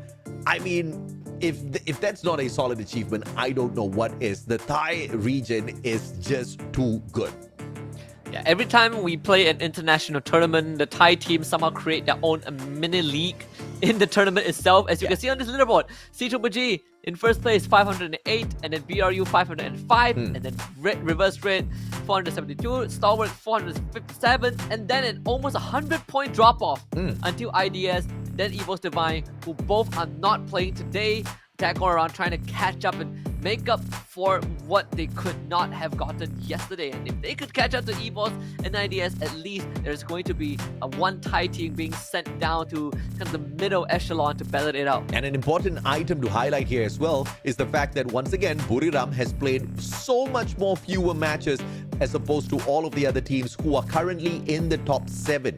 Yes, you are talking about teams like EVOS Divine, Indostar, Stalwart, Reverse Red, as well as CGG, who have more matches played than them. Buriram only have 26 games played, which means the 505 points they have right now obviously is absolutely nothing. They are looking to continue to pick up more, and they are undisputed in terms of being the most dominant team out there, not just on the overall league, but also on this map of Alpine, currently leading the fray with 135 points with 2 booyahs to their name. Yeah, absolutely crazy. And CGG, they're not even in a conversation, right? But them and Evo's Divine have now made themselves a staple on Alpine because of their performances yesterday, which means that BRU, despite not being around yesterday, is still being the best team on Alpine. Really shows how good they are. Yeah. I mean, you see, if you really want to kind of drill down on the numbers, right? Buriram, obviously the most dominant ones here. Let's not talk about the teams who are in Group A. Within Groups B and C, Stalwart Esports as well as Attack All Around, they are ones who have made a little bit of noise here. Reverse Red is the team that follows. All 4 teams are from Thailand. This map belongs to Thailand. Yeah, and Evo's Divine is the closest team to contest that. Unfortunately, they're not in the conversation, so we might see a Thai-dominated Alpine again. Unless, of course, WAG chooses to make something different here. Once again, like I said, Buriram's looking to dominate the overall leaderboard. WAG is just looking to dominate the day. And they are doing that already with 48 points picked up thus far. Let's see if they can pick up a few more as we swing on into Alpine. And the flight path is as kind as ever. Need them to hold on to the end of the bargain, right? What did Krillin say? 2 more. So we'll hold him to that. We definitely need 2 more, right? If I get half the interviews with Yunso, I'm more than happy. If you got the interview with Yunsol, I know you'll be very happy. Oh, yes. But dude, no, hands down, we have heard many hosts in the past And this girl's just outdoing everybody, right? Her questions are super on point. She speaks in English. She speaks in Vietnamese. She also spoke in Thai the other day, which is pretty radical. Yeah, which is crazy, right? Being multilingual is such a gift. Oh yeah. Of course, Oh, it comes with its own sets of efforts, right? I mean, we live in a nation where being multilingual is common, but still, very, very impressive. See, Todak, the Forest Red. This is a start where you actually have decent amount of loot, but you gotta travel around a little bit. These compounds are a bit more scattered, but you can see that Todak immediately making a sub already. Raja in and Fikri taken out. This actually is a bit surprising, right? Because usually you would rely on Fikri for these long range fights, but now you're kind of changing the dynamics a little bit. You let Raja come in. Sure, survivability might be better, but now long range supports might become an issue. Now, I've got mixed emotions here. It looks like Todak is just copying all of the drop spots off of Expand. I don't know if that is brilliant work or just lazy work out of the analyst here. I mean, if Expand's doing it and it's working, why don't we do it as well? We are struggling, so maybe we might be able to pull it off. But it's not just drop spots, boys. It's so much more than that. We'll catch up with them in a little bit, though. A lot of action breaking out all around the map, but we still do want to see what's happening around the other areas as well. Deva United in a skirmish against Homebois, and Sam 13 just faced off against Spade in the most unfortunate of manner. Easy knockdown, and Mr. 17 with a open save here as Beyond shuts down Spade from afar. Unlucky for Spade, but well, at least Mercy found something in return. This is good, right? Spade got doubled up, so Mercy being able to get a point back is great. But now you gotta face off against Beyond. And I think Mercy knows this, right? Beyond and Mr. 17. There's too many angles to watch. Beauty. Mercy would just have to give it up. This is as best as they could perform, at least best as he could perform in this scenario. Homebois will have to take the L. Yeah, smooth crossfire setup here by Deva, and that's the kind of setup you want to see out of teams. Not just taking a straightforward attack when you've got the numbers, but splitting up, going in for the pincer maneuver, forcing your opponent out into the open, and then both firing at the same time, giving him no space to escape, no space for defense whatsoever. Very well played by Deva. Todak, on the other hand, they'll have to see if or not they can continue to hang on, because quite a number of teams are assembling around them. Onyx Olympus, on the other hand, an easy rotation. They're going straight for the bunker as it unlocks in the next 5 seconds. And Stalwart, they're gonna just go for this long rotation first. And out from the mainland, right? This is definitely a planned rotation, because normally teams wouldn't really do that. Yeah. The season elimination leader, so Wasana is 1 away from the 100th mark. This man's, the moment they picked him up from Magic right after FF, it's the best pickup the BRU has ever done. This transfer has really changed how they play the game, and for the better, right? The aggression now is unparalleled. Good thing that back then God Cruz brings that firepower. You have not seen Wasana. I mean, I do miss God Cruz, but Wasana is definitely one who can hold his own. I mean, he was so annoying when he was on the side of Magic Squad. Buriram was like, since he's so annoying, instead of countering him, let's just pull him into our squad. And he has been a superstar ever since. Funa, on the other hand, was out experimenting quite a little bit, and I do believe that quite a number of his experiments fell flat on his face. And every single time Funa messed up, he just gave it away for the rest of the teams to dominate Buriram. They kind of got a tad bit annoyed, and Funa took that to heart. You see the instant change in his performance, and ever since he started improving, the flurry of eliminations that he's been getting has just been pushing him up the leaderboard. The Esports, on the other hand, can't really say that for themselves, but they are going to survive this, because as they skirmish off with Onyx, here comes attack all around from the back, giving PE Esports a little bit of room to breathe here, potentially. Yeah, PE Esports, they're already looking for the contingency plan of backing off, right? Whoever got revived is out of there. They don't want to be here any longer. Like you said, attack all around showing up. Foki, just easy pickoffs. Onyx Olympus biting to dust. And it's just a series of unfortunate events. It's not like Onyx Olympus made a mistake. It's just the timing. The attack all around showed up could not have been worse. And this is the reason why you always want to have a portal goal in hand to pull off some instant backaways defensively.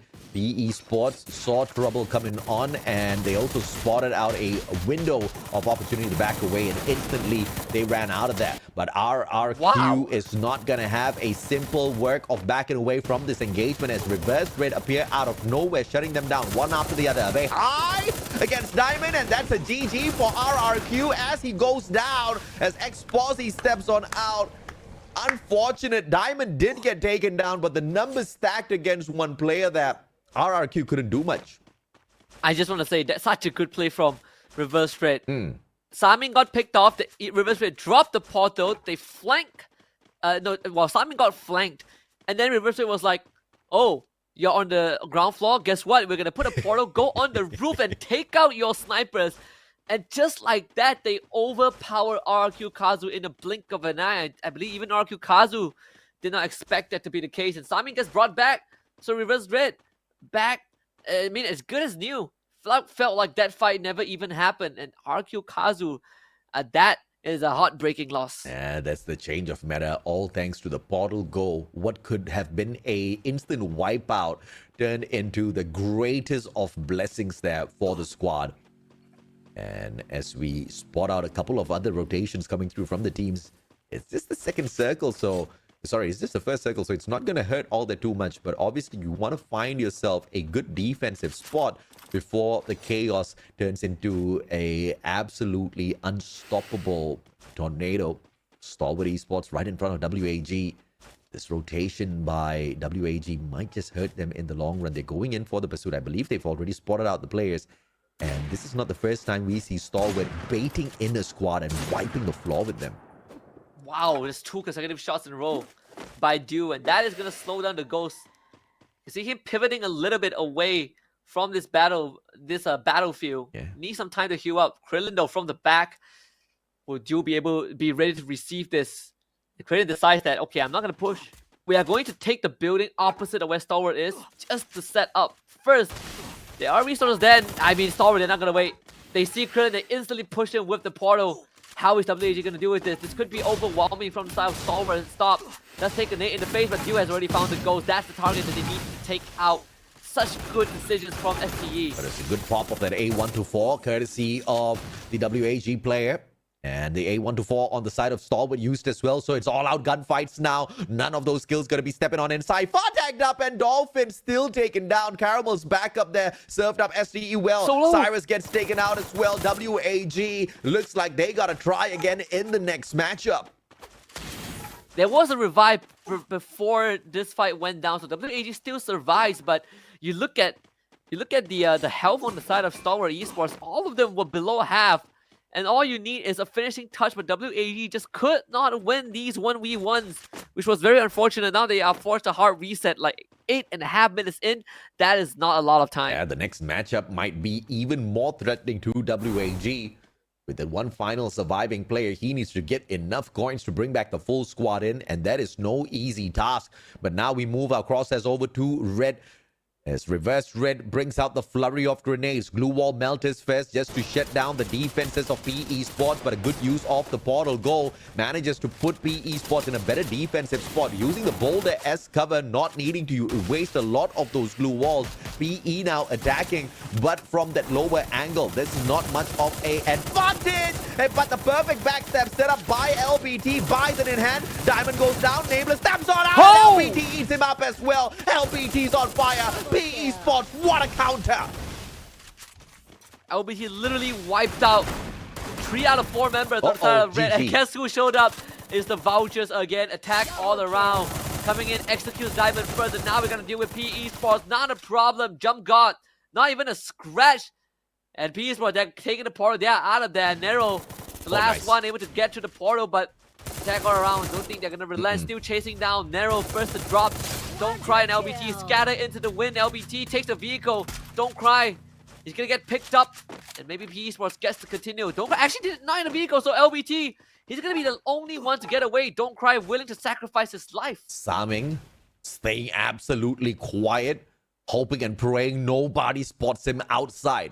The circle's gonna tag him up a little bit, but it's not gonna hurt him all that too much. Just gonna hurt his pride that he can't do anything at all. And Poon God Let's get the knock and the elimination. Question is, was there a revival on the side of Reverse Red?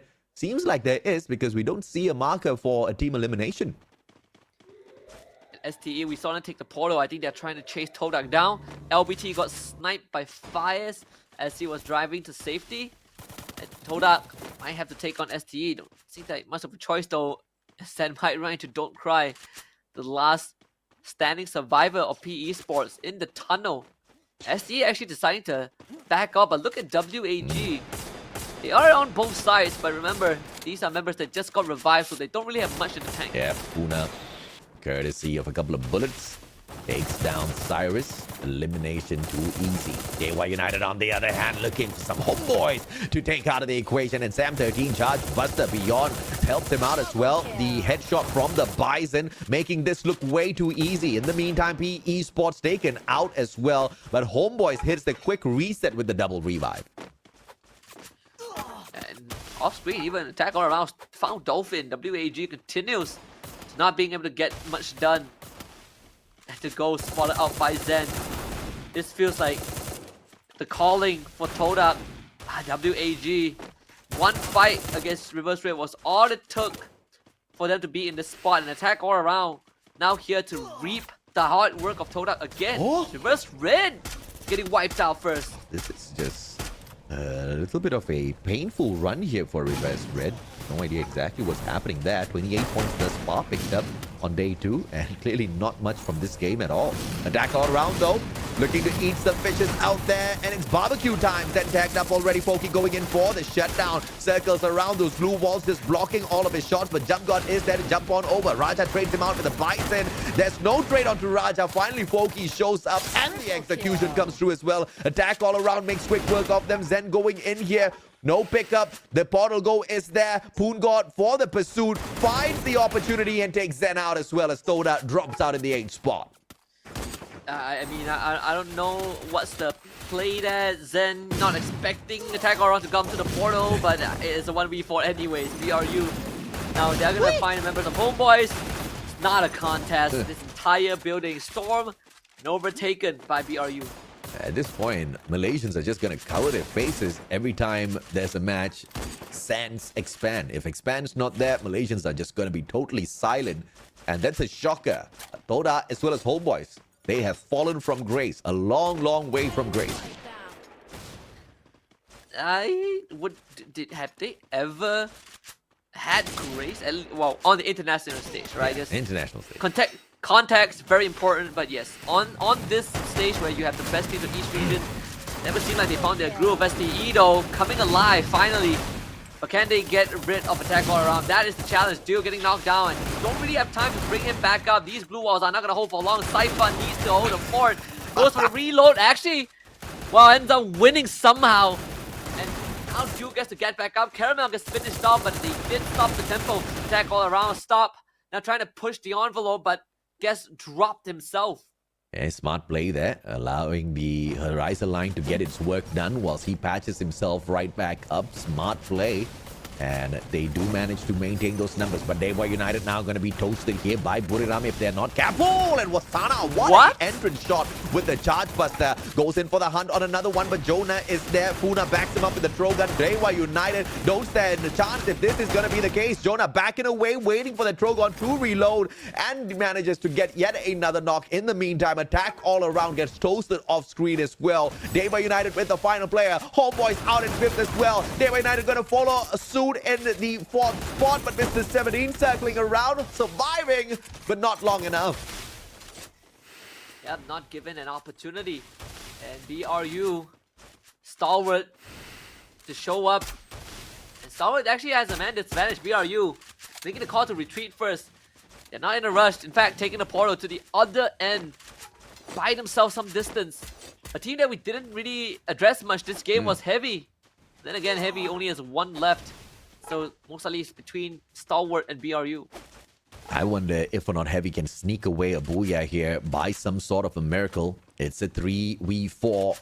Stalwart has got the odds stacked up against them, and they go ahead to split up all across the battlefield. Jonah being the first one to go ahead and push Saifa. Stop has to back him up with those shots off of that Woodpecker. He calls in for a monster truck in the middle of the field. Due too far away. AWM in hand. Funa, Saifa can't bring up all of those glue walls. Here comes that Riptide Rhythm to take down his defenses. Stop now, still alive. Saifa knocks Jonah, but traded out. Jonah backs up. Wasana shuts down Stop, and it all crumbles for Stalwart with the final player still standing.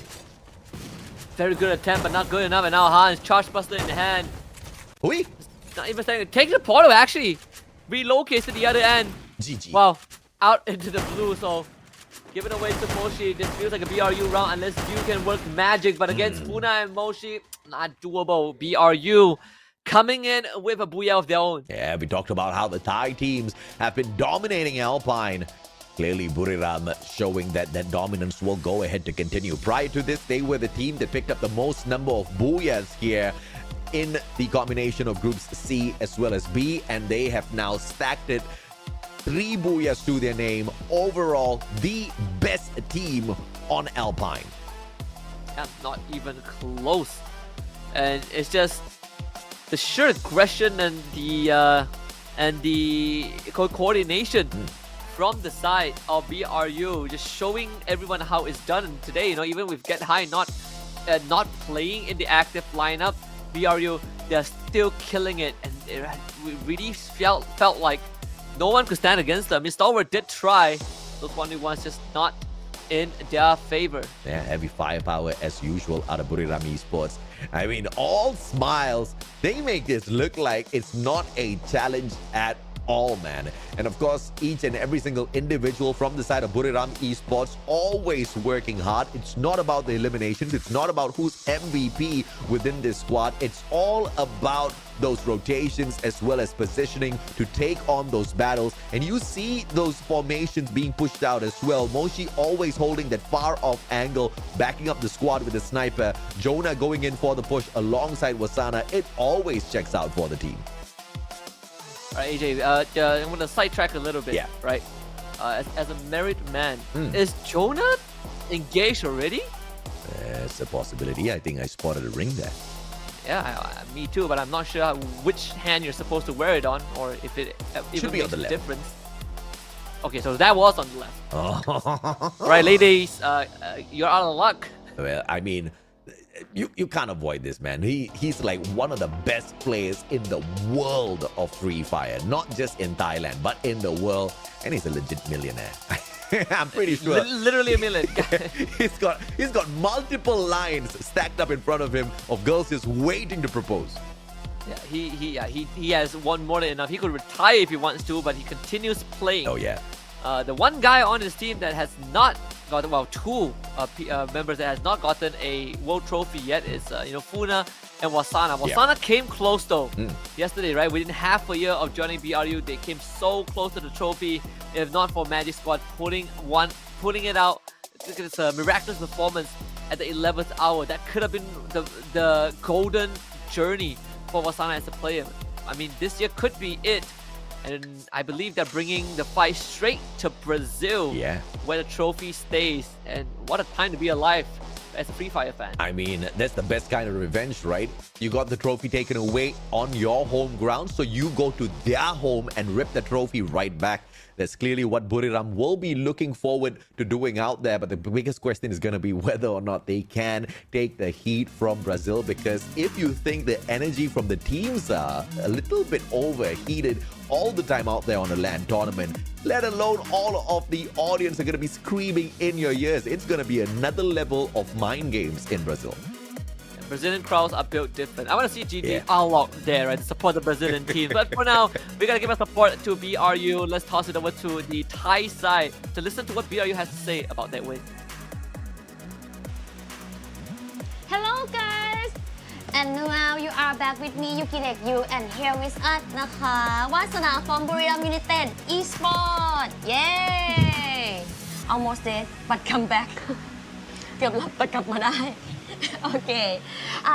What do you think is the mistake that you did and you missed the first two booyah? อะไรคือข้อผิดพลาดที่ทำให้เราไม่ได้บูย่า2เกมแรกค่ะ เป็นเรื่องไฟครับไฟพลาดใน2เกมแรก we fail at the fight on the first 2 games Okay. And do you think that this booyah is the only booyah for you today, or you will get more? คิดว่าบูย่าที่ได้นะจะเป็นบูย่าเดียวที่ได้ในวันนี้หรือว่าจะเอาอีก จะเอามาฝากอีกสัก2บุญญาเป็น3บุญญาเนี่ยไม่ก็เอาหมดเลย I will take more booyah for you guys or maybe I take all Okay. So do you think that Buriram United Esports able to reach like around 600 today? คิดว่าเราจะทำได้ถึง600แต้มไหมคะวันนี้ รอดูครับจะทำให้เห็น keep an eye and let us show you Okay. And this is Wasana from Buriram United Esports. Good luck for the next game. Please get ready. And now back to you, Shaukaser.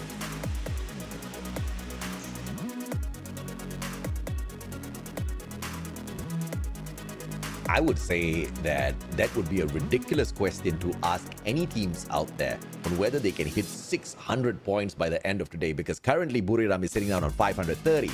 But it's not a ridiculous question when the question is going towards Buriram. this team Basically, can right? easily clock in 70 points from the next 3 games. No questions asked whatsoever. It's all about whether or not they're serious in their matches. Hands down, it's one of those teams that can play around and still walk away with a booyah.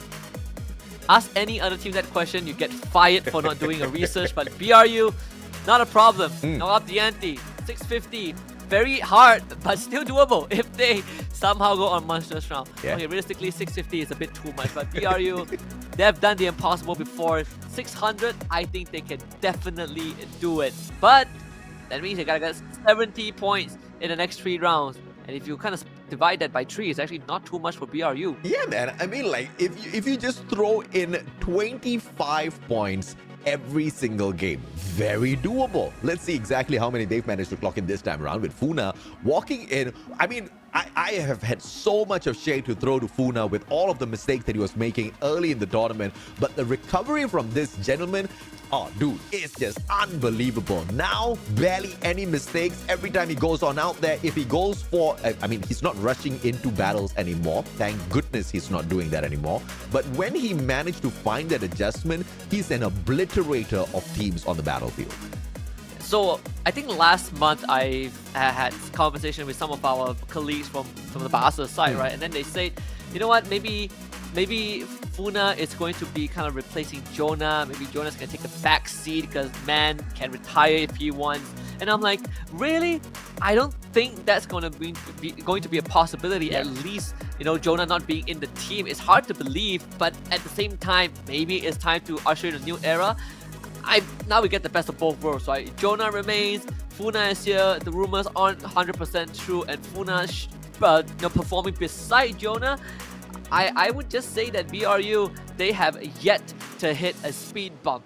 I'll only approve the replacement if Funa can trash talk like Jonah. If he can't, boy, you sit down. You're not going to replace anyone just yet. Speaking about replacing, Poongod replaces Funa with the spotlight here. 6 eliminations to his name. Attack all around doesn't bring in 1, not 2, but 3 players onto the elimination leader spotlight. And they might not have gotten the booyah, but they definitely had a round that is good enough to rival the teams in front of them. Or at least, you know, get attack all around to the top 5 spot. So we have the entire Thai region in top 5. And I think they're very, very close to that goal. Maybe one more round will just do it. The key players for match number 3. Poongod, most eliminations. Exposy, he's actively rescuing his teammates. Moshi has the glue wall, destroyer, and fires. He has revived 5 of his teammates. But they got converted into points. Yes, they did get converted into points. How unfortunate, man, that is the case, right? I mean, usually those revived teammates should have been, you know, the core reason that we hype up a squad, that they managed to survive through all odds, get into the final circle, walk away with an almost booyah, but not in the case of Homebois. They're just getting tortured out there. I want to see a little bit of an improvement, but I don't know if I'm asking for too much. Not too much, right? But I say that we probably would have to give them a bit more time. Maybe after the Riyadh break, we're going to see some improvements. Hopefully, that is going to be the case. But the Trogon, at least in this game, is the Terminator. 18 eliminations under his name. Bison getting 14, and we're seeing the Woodpecker pop up again. Oh, yes, absolutely. A little bit of a shying away this time with the eliminations for the Woodpecker, but of course, we are pretty sure it will continue to shine. 24 points out here, 12 eliminations, 12 placement points, and we were talking about Buriram hitting back-to-back 25. Maybe with this performance, that puts a little bit of a question mark on whether or not they can reach the 600-point mark. But you know that if they really go all out, there's a high probability they hit those big numbers. Attack all around, sneaking into the second spot with the 20, Stalwart with the 20 as well as they improve their gameplay. Deva United quite far behind them when you compare the points, just 11 in hand and the 4th spot. Yeah, I think you look at, I mean, Dewa United and Dewa United as a team, they might have gotten the 4th this round, but overall leaderboard, they still got some catching up to do, right? GOW, they're not moving from that spot anytime soon, but if you look at the team in front of GOW, oh boy, Dewa United has a mountain to climb. I mean, God of Wolf is not even playing Dewa, so you got a better hustle right after this. 5 points more required. But I'm pretty sure they're going to be able to take the 14th spot. Whether or not they replace Onyx Olympus, who are in the same group as them, is of course a big question mark, because God of Wolf is a solid 63 points behind Onyx Olympus. We are expecting the team of Dewa United to pull off a potential Buriram here with 25 points in the next 3 games. Each of those maps need to clock in a lot, and I think that's way too much to ask for from a team that has been struggling. Yeah, I think that is definitely a pretty ridiculous demand, at least for Dewa United. They haven't proven that they can do that consistently. Oh, yeah. Right? I mean, very less teams have that capacity. If you're not a Thai team, you probably would have to work double the efforts to even achieve that amount of results consistently. And the top teams for Kalahari, oh, guess what? It's BRU again. Oh, yeah. Of course, BRU followed by Stalwart Esports as well as Heavy. These are the teams that are playing. You see Stalwart in the 3rd place only because CGGG, the team that is not playing today, is the 2nd best squad out here. But there's not much of a difference between them, right? Just 7 points, and most of it coming from those eliminations and not those placement points. As far as Stalwart Esports is concerned, they don't care about CGGG. It's not really a contender that they have to worry about. They have to worry about themselves because the up and down performance hasn't really been faring them too well. No, Stalwart, the round 3 was definitely a bit better. Yes. But you gotta keep it up a little bit, right? Yeah. You can't have one mediocre round and then you go downhill. This feels like Stalwart, the Stalwart that we know, but it's not the Stalwart we want to remain, or at least to remain for the rest of the regular season. We gotta see though, in game number 4, when you're playing on BRU's turf, you have to buckle up. 3 booyah so far on Kalahari. Buriram United can sure as hell call themselves the kings of the desert. They're going for the 4th booyah here for sure.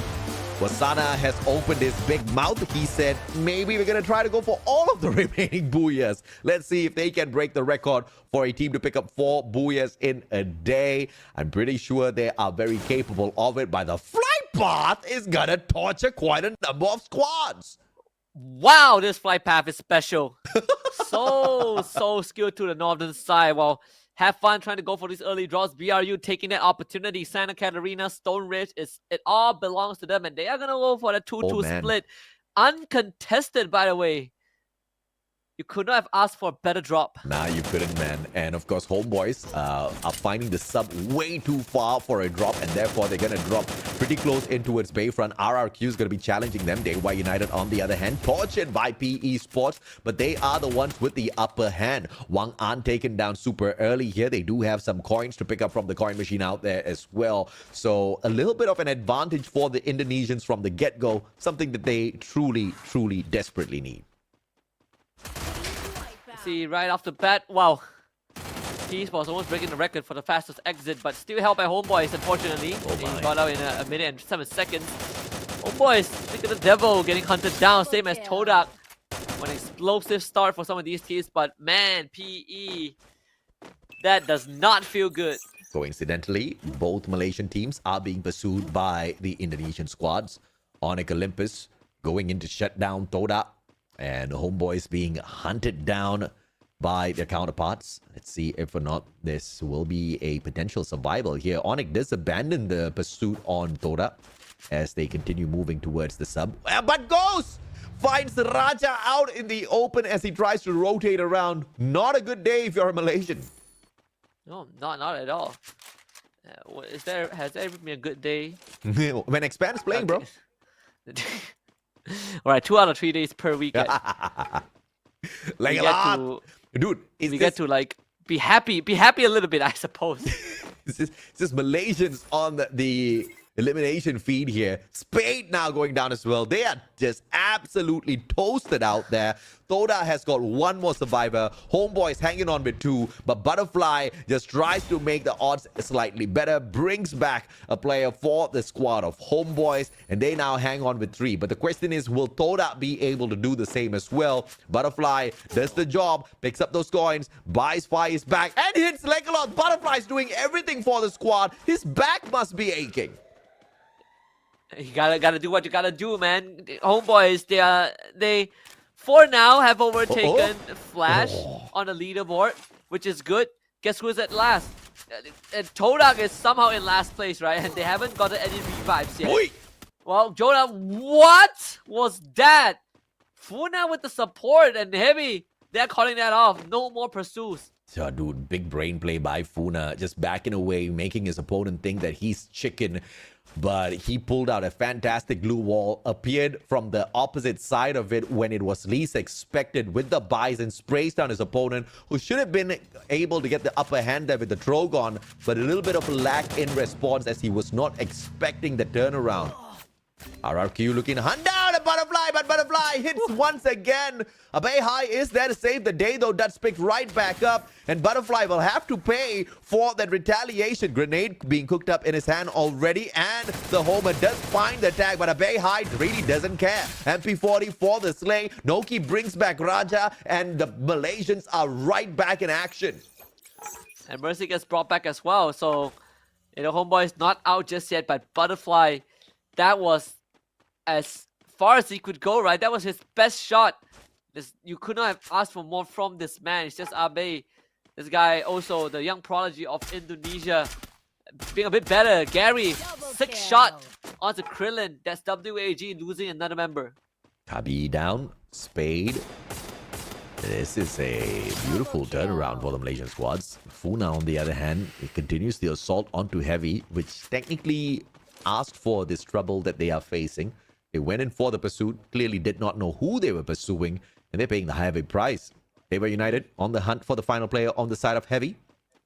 It looks like it could just be the end for the Vietnamese squad if they did not afford a quick revival here. WAG got the revive, which is good. BRU, on the other hand, wow, I believe this command post that they are taking over. And Homebois continues to be under assault. This time, they've attracted the attention of none other than Attack all around. This is not looking good for Homebois. I don't know what it is about Homebois and Todak, but they are just attracting all the trouble to them. Technically speaking, any team out there is trouble to the Malaysian squads that are sitting down, struggling to get into the top 12. Let's see if or not they can. I mean, there's been a lot of confident talk from Homebois and Todak. They fancy themselves to be on equal footing with Expand, but it's just not translating out there when it comes to the engagements. No, absolutely not. Outgun. Kororo. Swing for the corner. Sees Krillin. Okay, swaps to the weapon. This one, a harder shot to hit. Second one, unfortunately, does not connect, but at least they walk away with a point, right? Onto Fires. That is still something. All right, Homebois. Who's going to get the revive this time? It's a desperate plea for assistance here, but nobody's there to help him out. Spade, he's going to cry. He's got the Mag 7 in hand. Opportunity to spray down one player is definitely there, and it looks like his prayer has been answered. Attack all around does not go. Someone sent out the Homer, it tagged Spade, and it gave away his position. That's a GG for you ever found one. Spade sends out his own Homer, gets the tag, but here comes Jump God jumping in with his little grappling hook. Foki spots it. Spade, bye-bye, sir. What? Foki ate the mine and did not go down. Nothing is going the way of Homebois. This is just... Ooh, butterfly again. Butterfly. How many of Homebois teammates has he revived? It's like when you've got that rich friend in your team, you know, who keeps buying you back. Money wins, bro.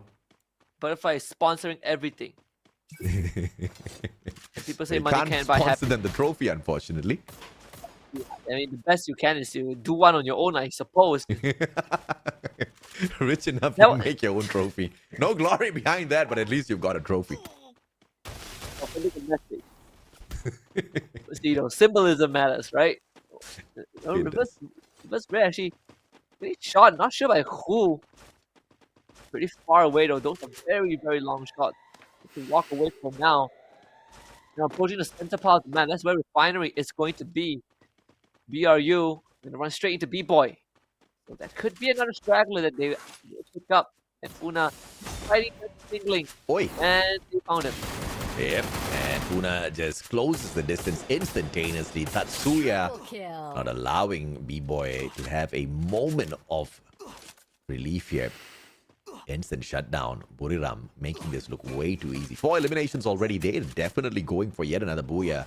But they haven't really come across a super solid squad just yet.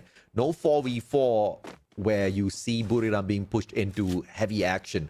So we'll have to wait and catch up and see if or not they can keep up this momentum.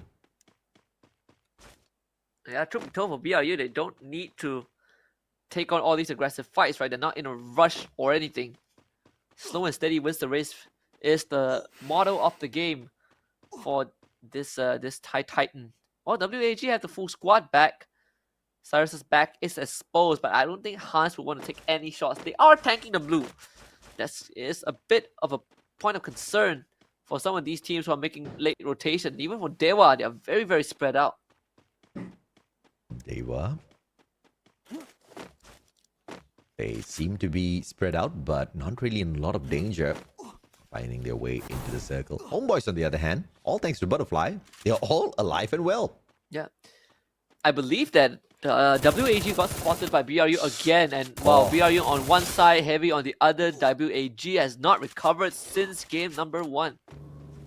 I mean, they hit the big numbers, and I guess they kind of made themselves nervous here. And the jump pad's gonna allow the squad of Heavy to find yet another WAG player, I believe. As Stalwart Esports keeps stalling for time, getting into the circle. Yeah, just messing around. Circle number 2 doesn't hurt, they say. A different side of Stalwart, for sure. Usually, they would have been on the offense, but change of plans. Because looking at their recent performances, deciding to slow down a little bit, which I can get by. RQ Kazu, on the other hand, have 8 eliminations. One of the best rounds they played so far in this week. They've got the target on Noki. Doesn't seem like they're going in for the pursuit, but they'll eventually come across another Malaysian squad in the name of Homebois. As long as that's not Butterfly in front of them, Homebois is going to survive. Now, that's Butterfly in front of them. So this is a GG if they do get caught out. Now everybody just circling on around Fires, joining the fray. Right back with the rest of the squad of... he overshoots. Oh, yeah, he Better hope and pray he doesn't get caught out. He's getting tagged. He's dead. He's Sliver so of health. dead. He survives still, though. He is so dead. Shot across the skies in the line of sight of RQ. You are not getting out of that. That was an airball. They're using the treatment gun to heal him up, so that is going to keep him alive for a bit longer, but that might have exposed the rest of the Homebois. By the way, we're 10.5 minutes in, and we still have 11 full squads left. This is going to get really, really messy. WAG is about to fight Todak on that southeastern side as well. Quite rare for Kalahari to have so many teams down here on the 10-minute mark. But of course, you know exactly what that means. Chaos is about to ensue. Now we get the next circle revealed to us as well. A majority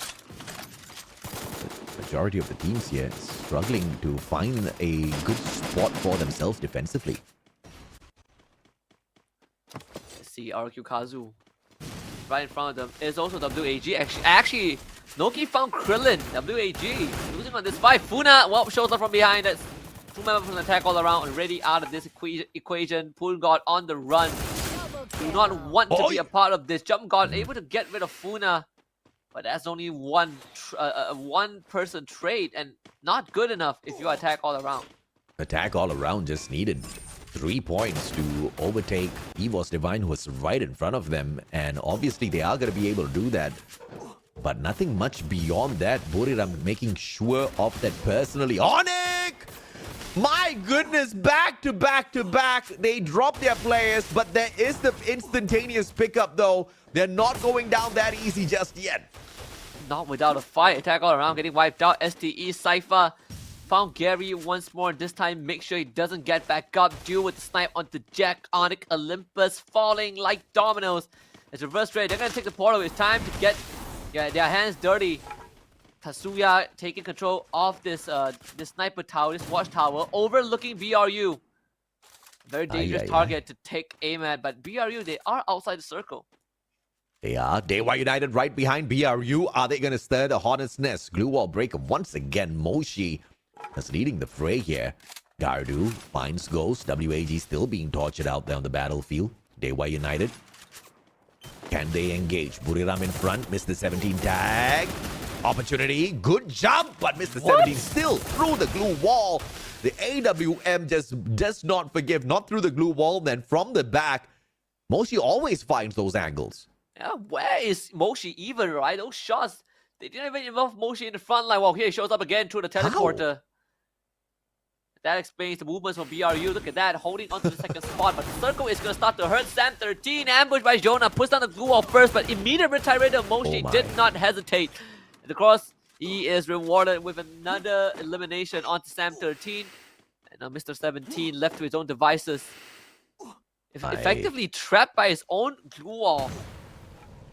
He's got a window to make the exit here. Question is, does he want to hop on out of it and meet the Buriram players? Opposite side he goes.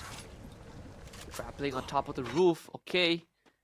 Does he have a portal? Even if there is, I don't see a good place to go. Maybe this one. Oh, nicely done. Mr. 17, maybe a backstab here. He gets tagged up. Reverse red now, teasing him. Stalwart right behind him as well. Mr. 17, your time is up, I believe. Felt like he could have taken the portal leading to the house where Stalwart was. But Stalwart actually moved away. Maybe now he has a lot more space to work with. Straight into where Homebois are at. Butterfly has helped them survive for so long. And now with Butterfly finally eliminated, it's up to the rest of the boys to carry on the torch. Stalwart getting shot down by Homebois themselves. This is actually a good development. Caramel, the first to get eliminated, and Spade is on the flank. But this is a huge, huge hurdle to overcome. The obstacle of Stalwart, the firepower, unrelenting, and Spade might be overwhelmed depending on how Stalwart wants to take this. Spade could just be the difference maker here against Stalwart. He needs to play that backstab timing really right. But in order to make it into a backstab situation, the rest of his team members need to make a little bit of noise to bait Stalwart in. It's all about the timing there. They'll have to catch up with them in a tad bit. WAG still surviving. Heavy, on the other hand, making their way in. Circles forcing them. They do not have a choice. They have to push on through. And they're moving straight to the compound with Todak and Reverse Red in there. So you can see the nade in one of the players' hands. Stop also just found space. So this fight, not going to be easy. Cyrus just holding on by his dying breath to make sure that WAG gets a bit more placement points as Todak just surrounding the compound. But the blue is going to start to hurt and it's catching up. Todak needs to continue moving. Reverse Red in their sights. The spams are coming from Zen. Tagging onto a few members of Reverse Red, but not good enough as Cyrus, the first one to drop in this commotion. WAG in 9, but look at this, AJ. We are about to have a rave party. We are about to have a rave, and Buriram, they're just too disciplined for this. They say, we don't want no part of this. We only want to play free fire. They go to the opposite side of the battlefield, and they're just chucking ice grenades at everyone. The space that BRU has, they control more than half the circle. They can do whatever they want, whereas the rest of the teams, they're all just playing it slow. But man, you really gotta make some space for yourself. It's time to take the initiative. Legalov, Wasana, they are the ones to pull the trigger. Wasana just nading every single one in this lobby. And Legalov, he has his own explosive. That's a grenade launcher. Wasana though, him and Jonah, they gotta keep the run alive for BRU as Heavy becomes the team to get eliminated in 7th. Yeah, heavy grenades on them. And of course, Wasana definitely playing a little bit of a part in there. Now Buriram with 15 eliminations in hand. Wasana getting tagged the up. Rush? Jonah just not there to get that backup done here. But he does manage to trade out traps. The elimination, though, is stolen away by Abe High. Yeah, both stolen by Abe, in fact. Now it's down to Jonah, the captain of the team. Surrounded by the Indonesians, RRQ Kazu around the corner. Do they see Indo Razor? Doesn't see him. Jonah now is going to peek up. This is going to be a tough fight. A 1v3 on the other hand is Stalwart against Reverse Red. Jonah makes it out. This man's still kicking straight into Cypher from the back. Cypher takes this fight, but Jonah finally drops thanks to Star. BRU traded back, but enough damage has been dealt to STE. Cypher needs time to recover that health bar. RQ Kazu on the other side of the map is Reverse Raid on top of the bridge, and Diamond is about to lead the charge. War Melter to take down the defenses off the side of RQ Kazu. Abe cannot bring Razor back up in time, and Reverse Raid, they pour through the front lines like a bunch of hounds to take out RQ Kazu. Only down to one. Stalwart, not much left in the tank either. It seems like Reverse Red are en route to take this round away. Stop goes down. Diamond with the trade. And RQ Kazu, only one left in the lobby. Reverse Red, surely they have this round in the bag. Absolutely, RRQ Kazu just a single player, and that one goes down as well. 14 eliminations, solid with the booyah. A absolute dominating play, even though they were not in the best of positions, even though it was an absolute rave party towards that final circle. Reverse Red still managed to survive through all of that chaos. Yeah, now we know who is the one who is crowd surfing during a mosh pit, right? It's Reverse Red. And that might have just done enough for them in terms of the overall standing, right? To push past C-Triple-G temporarily on the leaderboard. A high elimination count for this team, and you gotta give a lot of credit to Diamond, the one that really led the charge and making those big plays happen in the midst of that chaos. They're dealing with multiple teams, but the calls made by Reverse Red, although very standard, was just the right call to give them the advantage. Oh yeah, absolutely. And of course, it is props well deserved for any team to be able to survive through all of that chaos. I mean, even Team Buriram, who on the opposite side of the map, who did not have all of that chaos to deal with, couldn't really hang with the best. One might be able to argue that they were a little bit easier to pick off because out in such open ground, you spot those players out a little bit easier. And technically, Buriram did not have a compound to play with in terms of defense, but Reverse Red just had the sheer number of opponents in and around their area to deal with, and they managed to maneuver through all of that without the portal goal, which is pretty shocking. Yeah, and you know, BRU, they had the best possible spot, and I honestly thought that this could be a BRU game where they set a new record. But going into the final fight, they were left with just 2 members, and maybe somehow in the middle of the rotation, they started getting picked off by multiple teams. Unfortunate for BRU, but when you have 10, 11 teams left in the final circle, you are bound to run into traffic. In this case, it's not BRU's day, but they've gotten more than enough eliminations to make up for it. I'm actually shocked to see the Vietnamese teams not smiling, but Homebois just smiling year to year. It should be the absolute reverse, if you ask me. There shouldn't be that many smiles when the team is struggling out there in terms of bringing in those consistent plays. In fact, bringing in any sort of solid plays. But maybe a little bit of smiles, all thanks to Butterfly and his revival capability. He did pick up a lot of slack for the team in this game. Would have been a lot more valuable if we didn't have so many teams in the final phase of the game, right? That really ended up, I think, costing a couple of placement points. Not that it matters too much if you're not getting eliminations in, but still, it doesn't feel the best when you've gone through so much only to find out that everyone else is still alive and kicking in this lobby. And then Reverse Ray just making the right decision. All these backstabs, RQ, Kazu getting caught off guard, Stalwart, preoccupied by teams like BRU and RQ Kazu, and Reverse Red picking the right opportunity to come in for the cleanup. Yeah, Todak did very, very well to survive all the way until the second last circle. But unlike Reverse Red, they could not survive that chaos. And obviously, a little bit of that weakness has been exposed all throughout the past 3 weeks of play. And it just continues to be the bane of their existence. When it comes to the engagements, they don't do as bad as Homebois, but they do struggle on their own fair share as well. But of course, we want to hear from the boys who just got the interview, because it is once again another Thai team. Let's bring it all the way back to the host. And here is us นะคะ Sming from Reverse Red. I'm gonna say nameless, but I forgot that nameless already go to take a list, so this is สมิงนะคะ Okay first question สมิง Who that you think is the key player of your team ใครคือผู้เล่นคีย์สำคัญของทีมเราคะ ไดมอนด์ครับ Why ทำไมคะ ยิงปืนวูดคมครับ Because he the sharpshooter of the team Okay and what about the best player in the league Who is you like the most or you think that he is the best in the league คิดว่าใครคือผู้เล่นที่แบบว่าโหดที่สุดในสายตาเราจะเป็นคนไทยก็ได้หรือคนต่างชาติก็ได้ในลีกนี้ BRU วัฒนาครับ Oh why ก็เขาเล่นโหดครับ Because he is too good Okay other than your team any team that you think you like the most in the league มีนอกจากทีมเราแล้วมีทีมไหนที่เราคิดว่าเราชอบที่เราชอบมากที่สุดไหมคะ บุรีรัมย์ครับ Why บุรีรัมย์ ก็ผลงานมันมีให้เห็นอยู่ครับ We can see their performance Okay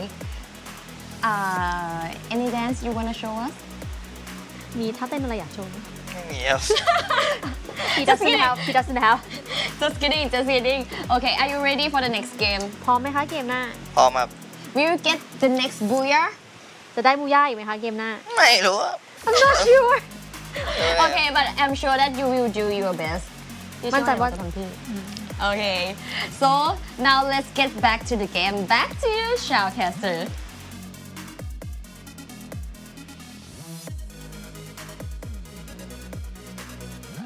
Even in a loss, Wasana gets the respect, right, from every single player out there. Oh yeah, absolutely, man. And you got to give props to Saming as well. He is great when it comes to the quick fire rounds of questions, and he had the majority of those questions answered absolutely correctly. And he is right, man. Wasana is the most dominant player out there. 105 eliminations thus far, 71 assists, 73 headshots. The guy gives nobody a rest at all. But Nameless still is the highlight player of this particular game. 6 eliminations, 2007 on the damage, no headshots, but those 6 knockdowns truly did help him get a little bit of an advantage for the Reverse Red squad. I mean, Nameless, true to his name, you might not remember him too much, but he's the boogeyman of Reverse Red. Sometimes you see his name on the kill feed and you don't really know what hit you. He is the one in the front line, him and Diamond in particular, and Exposy kind of like the support player. And of course you have Saming, you know, he is good at quick fire rounds. He's also good at pulling the trigger quickly when an opportunity arises. Absolutely, and of course Nameless and Diamond, they may be sharpshooters, but there's this something about Saming that I absolutely love. His playstyle, his presence out there on the battlefield is surely a very high impact sort of a presence, and that is determined through his performance as well, right? The eliminations might not be speaking for it this time round, but as usual, the guy does have that flair. And also, he's also one of the players that just really kind of stepped up and made a name for himself during FFSI last year. Saming, one of the most decorated snipers. I would say he at one point was in contention with Moshi, right? Moshi is not playing. Saming is the next guy that you're looking out for. Elimination leaders, though, we have 2 members from the side of Reverse Red, you know, Nameless and Exposy, but the rest, 2 from BRU, Wasana, Funa on that list, and then Dew from Star Wars. Oh yeah. All Thai players. I mean, this is no surprise here whatsoever. We did talk about how the Thai teams are pretty dominant on Kalahari, except for attack all around. The rest of them always find their ways out there. Diamond this time walks away with the 7 assists. He did not get any eliminations, but there was quite a bit of work put in by this man so that the rest of his team members could pick up those eliminations, and they did manage to pick them up well. Spade with the 7 headshots, although of course it couldn't really be translated to much. Butterfly with that 6 solid revives. One of the only reasons why Homebois stayed in it as long as they did is because of this guy. Yeah, Butterfly is... this is a heavy round for him, right? Spade, he's landing some decent headshots.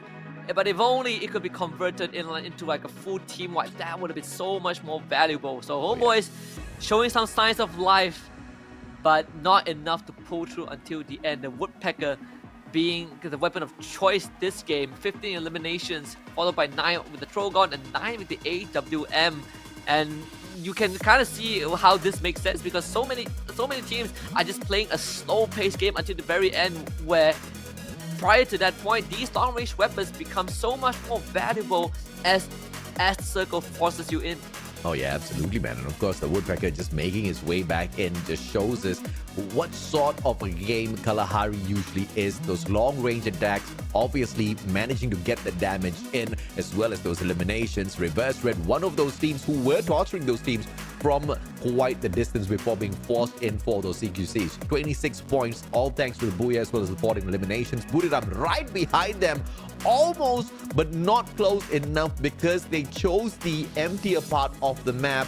They were easy pickings pretty early on, preventing them from getting the Booyah, but not from sneaking in for the top 3 as far as the points are concerned.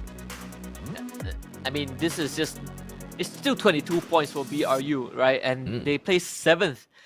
In that chaos, I think they have done more than enough. And most of the eliminations are garnered very early on before the chaos happened. BRU still remaining in first place, of course, 551 points, reverse rate, 1 point away from tying up with C-Triple-G.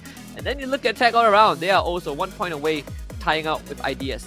I still believe that this is very doable. We've got 2 more games to go. Buriram looking for the 600 points. They need 49 more. This is the kind of team that's going to be able to hit a 35 on a match where they're feeling really confident. And I'm not going to put it past them just yet, albeit it is still quite the hill for them to climb. 7 Booyahs thus far, though, tying up with C-Triple-G. They're definitely the most dominant out there because as compared to C-Triple-G, they've got more points and lesser games played. Yeah, games played, more placement, points, more Booyahs, and that really shows you that those Booyahs, they don't matter too much if you have the firepower to really showcase what your team is made of. But now we might see a couple of tiebreakers, a couple of shifts on the leaderboard. We're gonna go on a short break first. When we return, last 2 games to find out how the leaderboard is going to be at the end of the day. We'll be right back.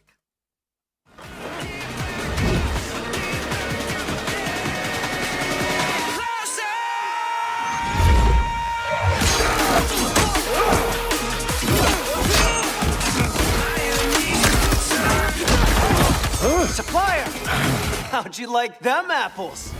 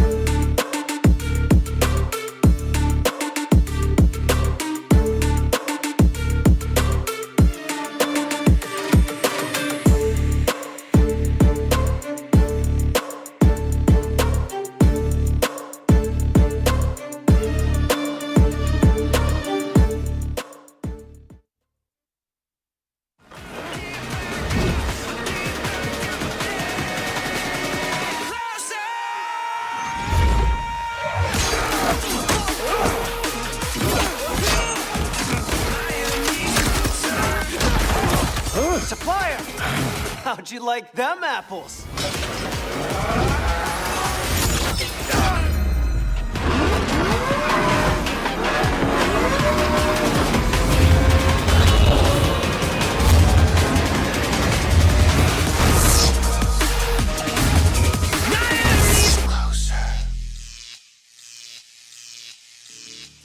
The journey to 600 point continues for BRU and FFWS Southeast Asia Group Stage Week 3, date number 2. With 2 more games for them to do this, one on Nextera and one on the Roulette. You're here with us. My name is Husky alongside the Mustachio AJ. And I think the roulette might just favor Buriram a tad bit because the Thai teams have always been favored by Lady Luck as far as Free Fire is concerned. Everything goes their way. But you see, luck is not something that you just chance upon. Most of the times you have to make your own luck. And Buriram is the absolute proof for that, right? The firepower behind them, the most dominant team thus far. 335 eliminations, and they're just untouchable, man. I mean, Moshi, the player that does not have the most flashiest of numbers out there when it comes to the eliminations, still is one of the top slayers in the overall leaderboard with 97 assists in his hands. And we keep saying his name pop up time and time again with those snipes. From craziest angles, he still manages to get them through. That's the reason why he is the most decorated support players on the team, right? And I mean, if you put that, everyone on BRU is the best in their role, in their own regards, right? Yes. Best, richest, however you want to put it. But I think for BRU, you know, if something happens once in a blue moon, you call it luck. But if it happens consistently, that is called skills. And BRU, they have all the skills, all the recipes needed to win a tournament. They've shown it time and time again. And even in tournaments that they do not finish first, they still put on a heck of a show. And of course, as we head on into Nextera, before we go there though, the overall leaderboard for you, just to take a quick glance at to see what sort of a storyline we've still got building here. Deva United are not going to be able to catch up to Heavy just yet, although Heavy is playing here. Deva United is playing as well. The gap between those points is too crazy. But for Heavy now, to breach the overall leaderboard is going to be potentially possible if Onyx drops the ball. And Onyx has been struggling to keep that momentum on their side. Yeah, I mean, both Onyx and Heavy have been taking turns dropping the ball. PE Sports and WAG, they're not exactly in the best spot either. In fact, you look at from 9th to 13, 9th to 14, these 6 teams have been consistently doing poorly. Yeah. And they've been taking turns losing out, and every single round when it ends and look at the round standings, they get almost around the same point. So it's either they're going to overtake each other or they're going to remain in their spot with just a few points separating them. Yeah, there's just no way, no kind of way of putting that particular statement, right? These teams have truly been struggling, but Heavy, of course, needs to be very careful because they are playing their 35th and 36th game, whereas Onyx Olympus, who's right above them, are only playing up to their 30th game by the end of today. Tomorrow's another day of play for Onyx Olympus where they're surely going to peel away from Heavy. So whatever it is that Heavy has still left in the tank, they have to give their all within the next 2 games in itself. Yeah, I mean, they also have to really kind of buckle up. I think Heavy, they have made some good progress, but they always stop at the finishing line. They always fall short of it. Top 12 is not an impossibility. Obviously, they played the most games because they are in Group B, and you can say that, okay, even if they overtake Onyx, Onyx is going to overtake them eventually. Yeah. But you still have to make some progress, right? This is as close as they got, and I believe that they just need to, get mediocre rounds, and that is going to be enough if they can just stay consistent. Perhaps having played more games and being helpless tomorrow might not be completely a hopeless thing. The top 3 on this map, CGG, Stalwart, as well as PE Sports, but CGG is not in here, and thank goodness they're not, because 3 Booyahs thus far, they are way too proficient when it comes to Nextera. And of course, if they are not in here, we have to bring into conversation Reverse Red as well, the 3rd best team, and following them is Buriram United. Although Stalwart, PE Sports, as well as Reverse Red have got more points picked up as opposed to Buriram, the difference in points is negligible. It's less than 10 between these 4 teams. And the best team, though, with the average points picked up is Buriram. So, it might just be possible that we see that 600-point mark hit Husky, which is pretty insane. Yeah, I mean, BRU, they are just going for the best performance on every single map at this point, and what they only need 49 points to make it. It's not impossible. 25 per round, very, very doable for a team like BRU. Even on maps that they don't get Booyah, they still score 20 plus points, let alone winning the round itself. We just have to see if Nextera is going to be any different. Buriram scores an average of 19 points on Nextera, average 7 points from the placements and 12 from the eliminations. They have to bump up the eliminations and they have to score a booyah if they want to keep on track with the 600-point mark breached by the end of the day. Flight Path is going to be pretty kind to everyone, opening up the full map of Nextera. But I'm still going to be curious if or not we see those hot drops by anyone out there. Exactly. I mean, this drop, this flight path, a lot more balanced. Todak straight to Intellect Center, but they will be intercepted by Heavy. This could be the first big fight. And we talked about Heavy needing to stay in the game. Then that means if this is a hard drop, which it is, they have to win. Funa Luna splitting away from the rest of his team members, but of course we have to take a process over to Toda and Heavy. Traps, that's unacceptable, man. Kabi just got the job done with the MP5. Now Raja with the M1887 in hand. Noki backing them up with the Bison as well. And of course, a 3v1 gets them Han. Raja drops Kabi as well. Jonah out of the equation. Toda have turned this around instantaneously. B-Boy running away for his dear life. We talked about how Heavy desperately needs these matches, but it seems like luck is just not on their side, and Toda are looking to pierce through their hearts. Good news for Todak, horrible news for Heavy. Okay. This should be the round. You mean that, bro? Thankfully, right? I mean, this should be the round that Heavy overtakes Onyx Olympus on that overall leaderboard. Because if they make it far enough, so thankfully, Heavy is still in the game, albeit heavily wounded.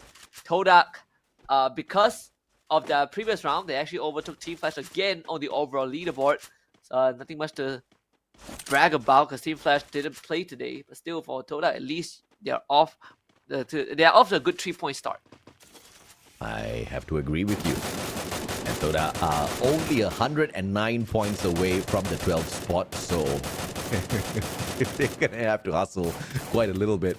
Obviously, whilst they're picking up the well-needed 100+ points, the other teams are not going to be taking it lying down, so quite a bit of hustle is needed out of this Malaysian squad. The same can be said for Homebois as well, but Butterfly down early, this spells trouble because he is the core backup of the squad on those revival sprees. Without him, I don't know how long the team can stand.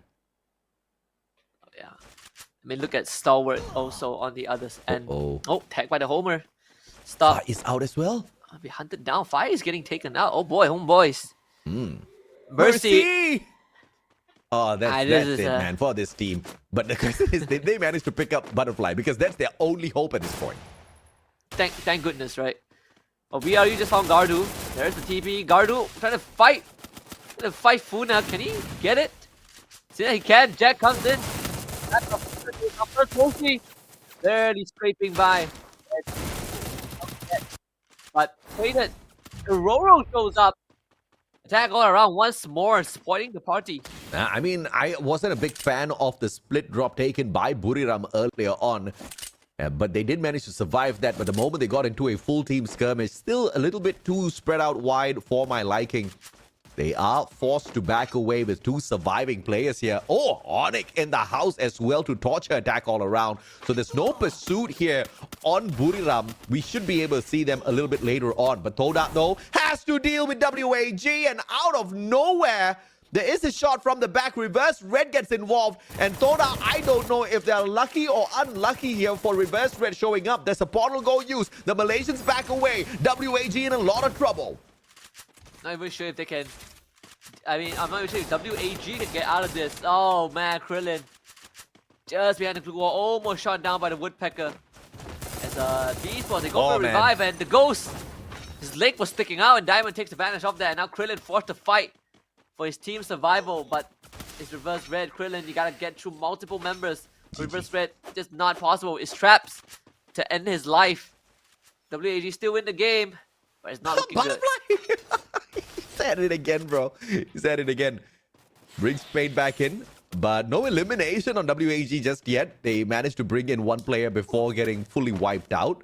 So 12 teams still alive, and Butterfly again with the revival gameplay. He's going to get the spotlight for himself. His team members better buy him dinner for the next few years. Oh yeah. I mean, for Butterfly, he is keeping the run alive. Jack. How? Backstabbed by Kororo. Very unfortunate. WAG goes to the revival spree, and Onyx Olympus are forced out into the wild.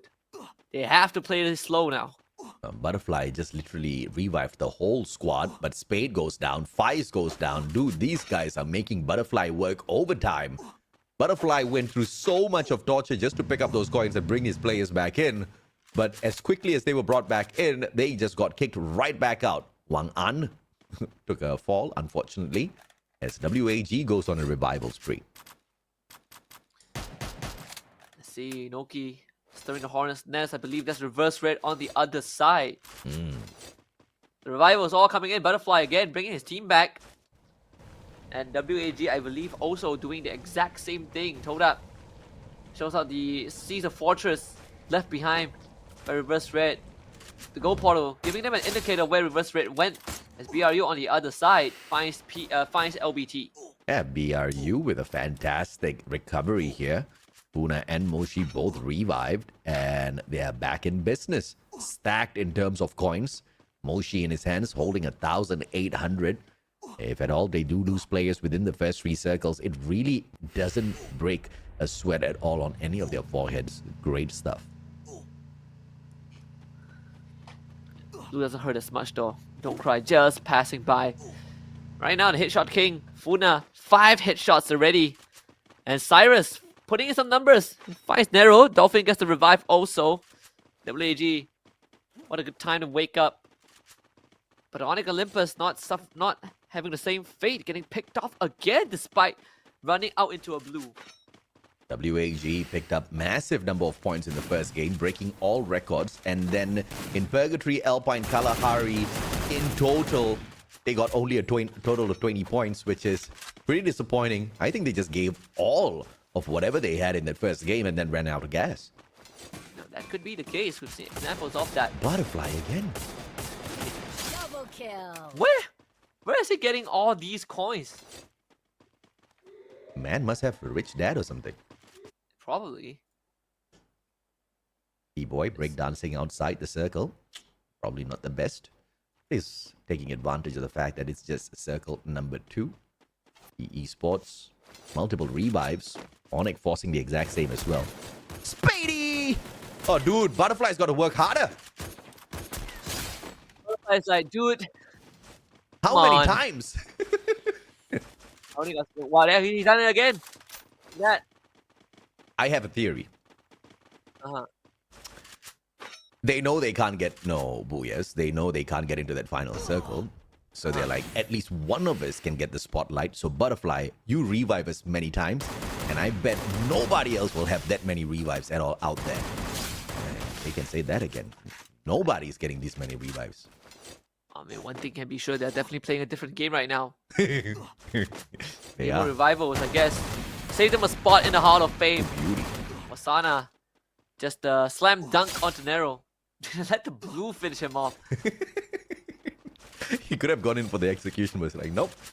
The blue is here and it'll get our job done. Oh my God. Is Butterfly here? Yes, he is. Attack all around. Might just put the finisher here. If Butterfly goes down first, it's all over. Faiz gets tagged up. Butterfly backs away. He's going to stay hidden for the time being. Attack all around has got the bird's eye view, and Homebois all stacked in one tight little corner here. A couple of grenades could do them in, but is that a portal go used by Spade to get to the opposite side? It could just be. Butterfly is down. No more revival gone for the side of Homebois. Okay, they get a trade back. Is it enough? Doesn't feel like it. Jump got does go down. But it all might just lie in the hands of Fires. It's WAG also hunted down and finished off by BRU. Fires, okay, it's his turn to be the revival man. But they're still outnumbered. Oh God, looking to fish Fires out. Fires breaking free from the glue wall. Good rotation. Around the corner he goes. But Boongod does have more health. And Faiz, he's out of there. Good one. Fire. They still got him. They still got him. That's illegal shots, bro. The guy was in the air. Woodpecker caught him, put him down.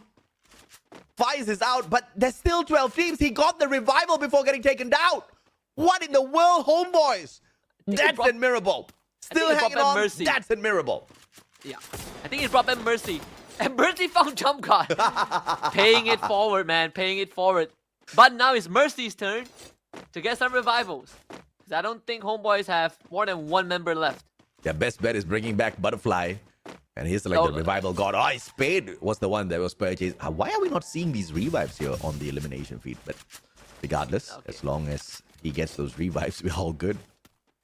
Bring Butterfly back. Come on, come on, come on. Ooh, Sam 13.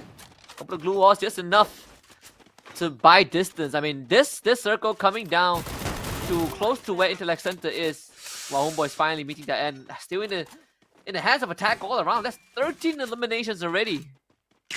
12 probably came off of Homebois. Good chance. Insane stuff from both sides. One's on the revival gameplay, another one's on an annihilating gameplay. But Buriram did manage to tag up a couple of players from the side of attack all around, knocking down one. But now Reverse Red in their crosshairs. But they've been tagged up by the A124, forced to back away. Very smart disengagement coming through from Buriram here, not wanting to face the squad without their active and passive skill. Triple kill. And they still get a free one? Apparently so. Onyx Olympus also another team that has been on the revival spree. As Moshi is our current blue wall breaker. 7 blue walls taken out. Attack all around. Still on the offense. Actually, Virus found Funa. Okay, so BRU losing one of their manpowers. Reverse Red making a quick rotation with the portal straight into the midst of things. And the compound of Onyx Olympus. Onyx Olympus not ready to receive this. And Exposy takes out Gardu. These blue walls will buy a bit of time, but the grenades are flying in. And Onyx Olympus might have to try and brute force their way out of this. Gardu just got back up, and this time he is not gonna have that chance anymore. And it's just a brute force maneuver from the side of Reverse Red. There's only one way in, and that way is forward. Nameless to take out Jack. Saming finds Gary. Jack is back up, and Saming gets shot by Wasana. As BRU now joins the party. Oh yeah, absolutely, man. Just finding the opportunity, stepping on in to take a couple of free shots here. Buriram, 10 eliminations in hand already. Glue wall melter's going to be sent out. Jack gets knocked down onto the ground. Question is, do they get the elimination as well? Exposy sneaks that one away, but Wasana shuts down Exposy, taking the elimination for himself as well. Diamond goes down. Reverse Red being tortured by Buriram, who are just claiming point after point off of them. BRU getting the last laugh. Onyx Olympus eliminated. After all the effort from Reverse Red, they will now also fall prey to BRU. Look at them.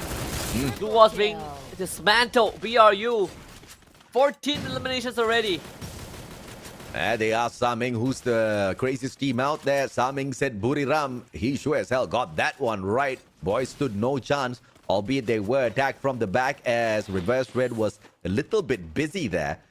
Couldn't really defend themselves in a tight little situation, had nowhere else to run as they had barricaded all of those windows. By the time they broke that down, those grenades had taken them out of action already. But now RRQ potentially making the mistake of WAG earlier, taking position up here on this roof. A couple of M82Bs could just do them in. This attack all around now. With the full manpower, PE Sports finished off in 9th spot. RRQ Kazu on top of the roof. That portal could be used against them. Turning their attention to Devil United first. Virus is there, Legoloff. He's not going to wait. Takes the portal straight to Virus's back to finish him off. And that's the end of Devil United. Like dominoes, they all fall one after the other.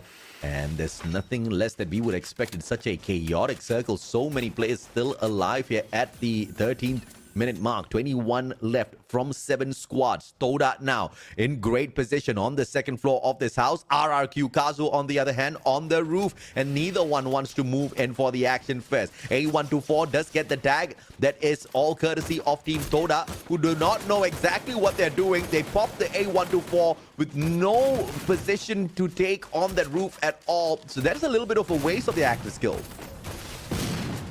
See RRQ Kazu Bombardment coming in. Traps actually. That nade, a rogue one. Oh, GG. Onto STA, but Jonah replies and turns their attention onto RQ Kazu. It is not looking good. Todak somehow making a name for themselves, making their presence known in the skirmish. We're going into the final phase. And this is going to be Pandemonium Unleashed very soon. Wait. It was nice. Okay, finally. Found Krillin. Blew up. Well, not going to hold him back. Wasana, the Sharpbuster, just too strong. And look at attack all around.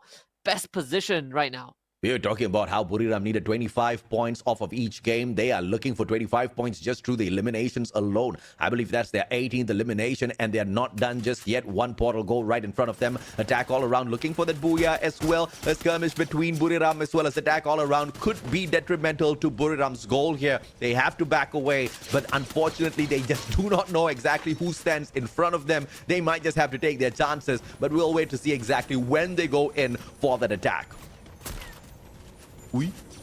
Oh, Raja, this could be a shot. Come on, Raja. Still patient, very patient with it. Probably a bit too patient. Actually, they found Caramel. Okay, wiping them out. Alright, Todak still in the game. And BRU, they got 18 already.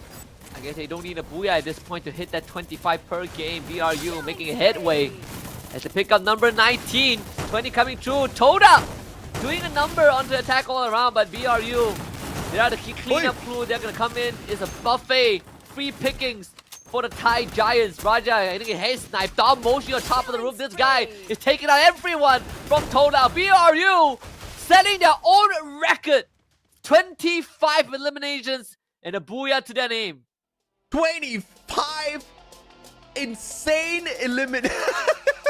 Just like, I'm not gonna high five you, man.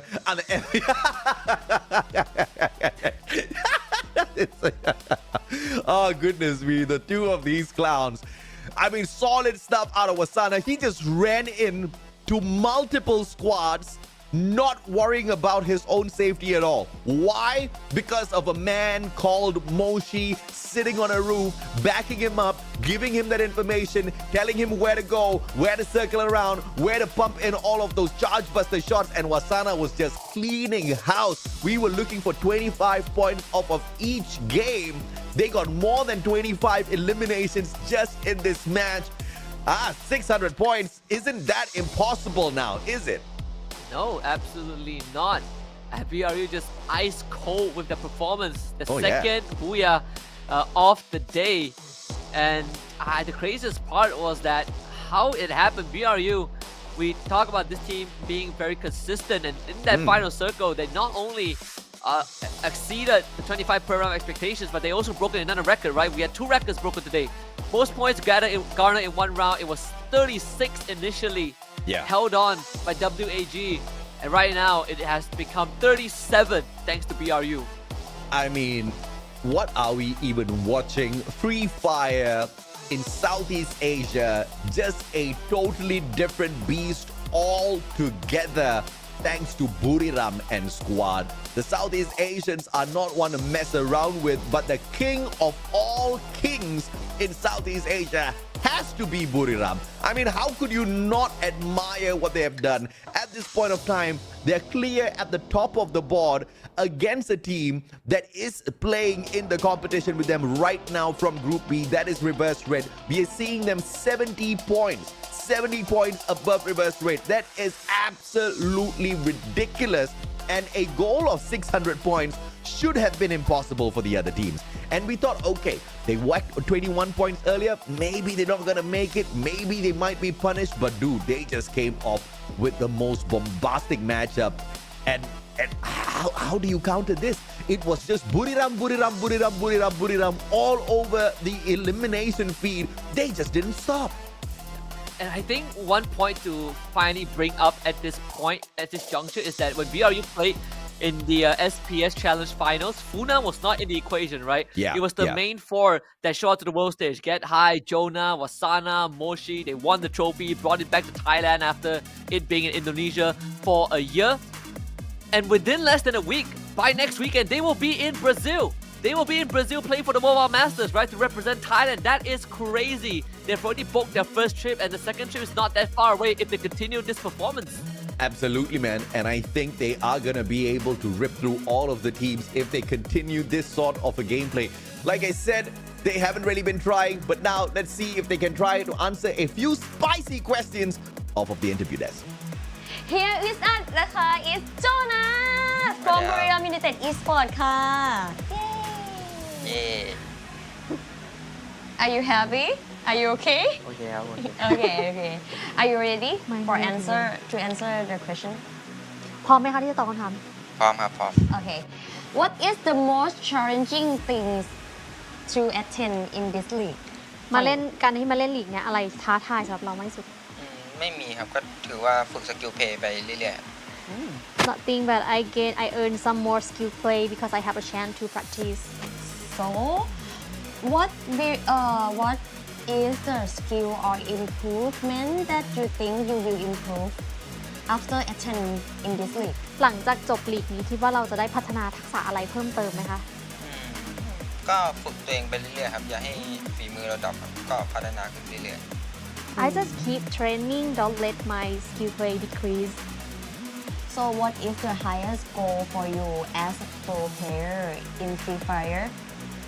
อะไรคือเป้าหมายสูงสุดของเราในการที่ได้มาเล่นฟรีไฟหรือเป็นโปรเพลเยอร์ของฟรีไฟคะ ไม่มีแล้วครับก็ได้หมดแล้ว Oh, nothing because I achieved them all. So, I'm gonna ask you about after one day you done as a pro player in Free Fire versus Fury or Free Fire, what do you think that you will do for a living? คิดว่าถ้าเกิดวันหนึ่งเราไม่ได้เป็นผู้เล่นฟรีไฟแล้ว เราจะทำอะไรหลังจากนั้น ก็เล่นเกมอื่นไปเรื่อยครับแล้วก็กลับไปเรียนแค่นั้นครับ I will go back to study. Oh, okay. Maybe be a streamer, something like that. เป็นสตรีมเมอร์อะไรนี้ใช่ไหม ไม่มีทางครับ Not at all. ไม่มีทาง ทำไมคะไม่ชอบเป็นสตรีมเมอร์หรอ ไม่ได้สายเอนเตอร์เทนครับพูดไม่เก่ง Pressure him, so he will stream. It's not his way. He doesn't like being entertained and entertain people. Oh, okay. But hope someday maybe he will change his mind in future.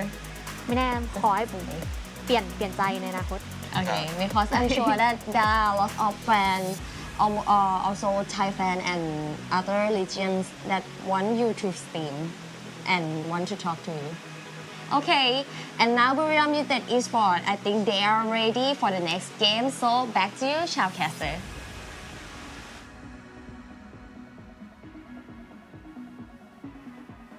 Ready for next game? I'm ready to retire. She asked him, what are you going to do after you no longer play Free Fire? Yeah, man, the guy's legit a millionaire. He doesn't even need to play Free Fire right now. And he hit the nail right on the head. He has achieved them all. What else is there for Jonah? Right now, he's just like, I'm bored. Like, I'm too young to retire. So I guess I'll just play a little bit more. No, he has achieved everything. And now he's like, you know what? I'm going to get a degree or something, you know? Yeah, this guy has his priorities set straight. He just fast forward life, and then now he's just completing the side quest. No, he knows how to do it in the right order. If you...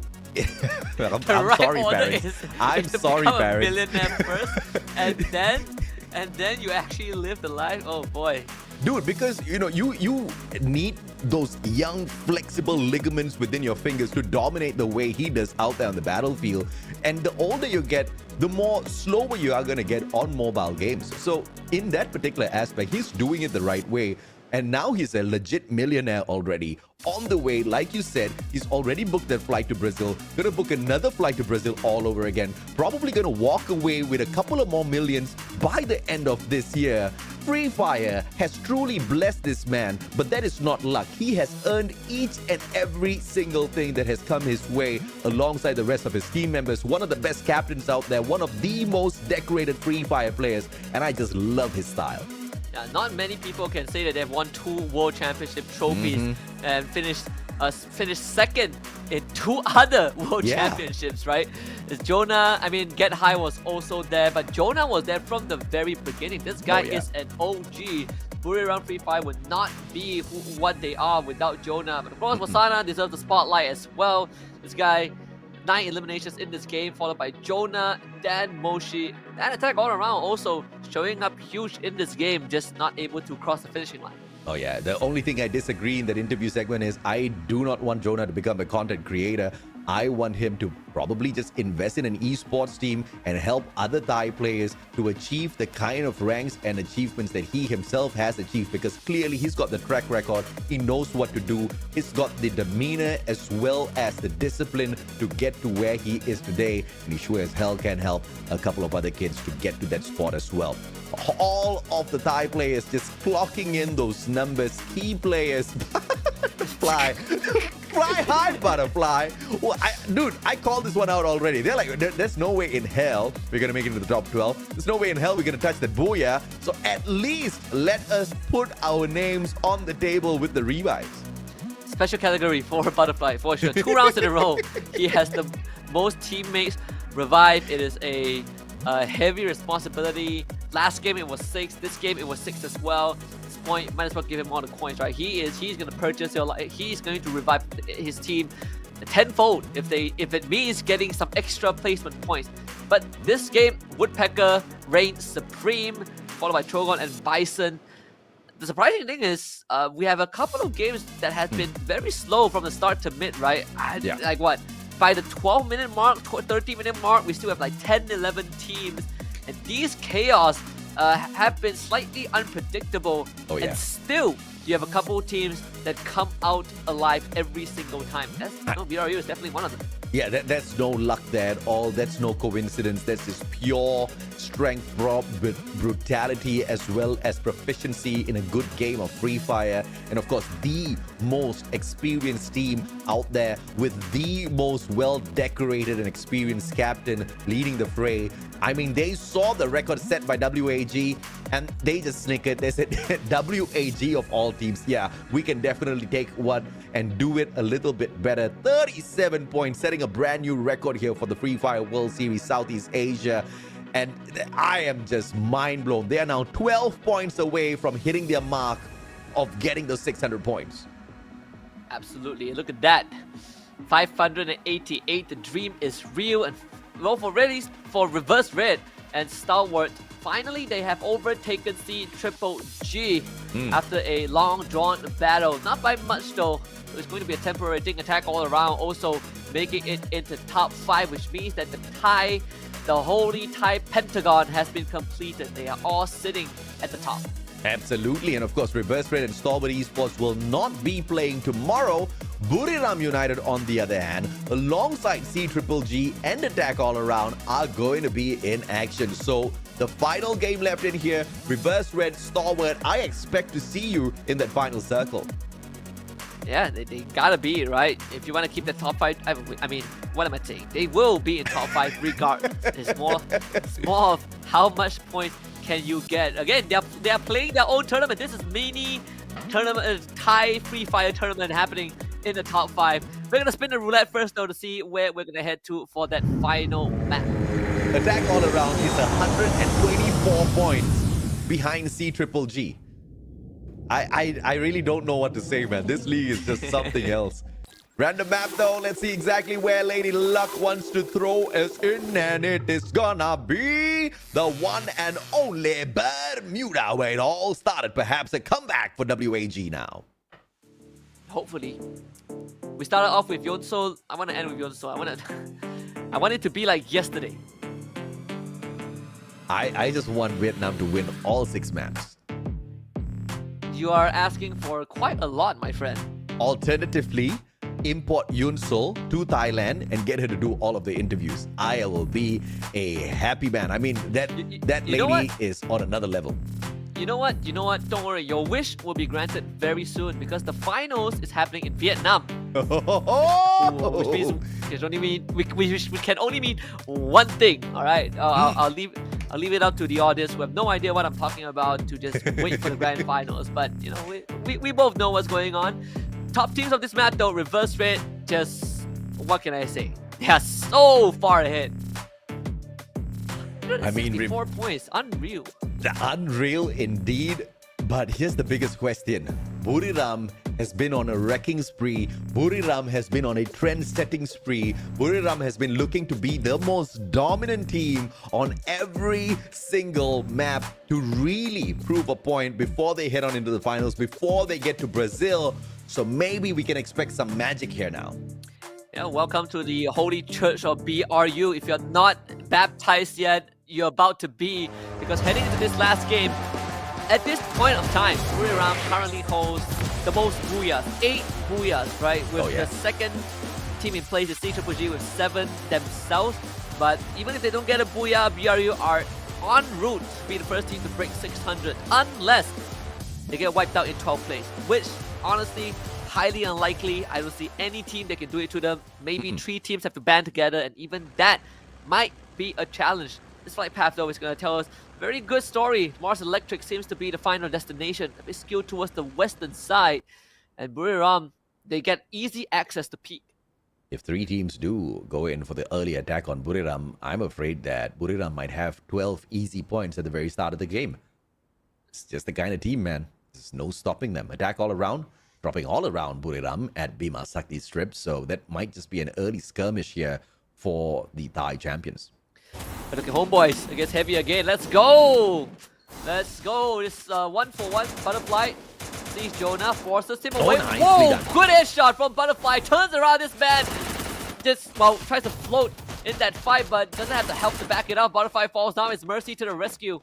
Homebois against Heavy, off to a fantastic and intense battle. But Homebois, so far, they are the ones with the lead. Kabi in their sights. Butterfly back up on his feet. Time to swarm this man. As Kabi hides at the corner with that mini Uzi, Mac 10 in hand. Mercy on the chase. Oh, beautifully down. done. Got the Vector in hand, but Heavy, unfortunately, will have to bow down and out early. Homebois with a solid play at the opening of this particular game after struggling for so long. Very, very unfortunate, honestly, if you are the side of Heavy. Again, we said that they've made so much progress, only to be stopped at the very end of it. This is once again the exact same mirror engagement from the open match of the day. WAG storming on Dewa here at the hangar. And this time round, though, a little bit of a difference will be that the team will go ahead to survive as they split up in 2 different directions. Homebois, on the other hand, Butterfly in a very sticky situation. RRQ, the Indonesians trying to put them out of the equation, and with Butterfly out of the story already, revivals might not be that easy for Homebois. Yeah, look at that. Homebois. Well, Butterfly gets brought back. Homebois continues to be able to play in this round. PE Esports, on the other hand, having 3 points already. Damage leader being LBT with 742 total damage. I believe there are members of Stalwart Esports nearby. It's just an isolated one at least. Dewa United is picked off by Jump God, losing Sam 13.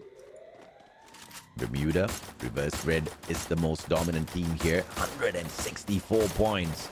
More than double of what WAG has in that second spot as the most dominant team between groups B and C.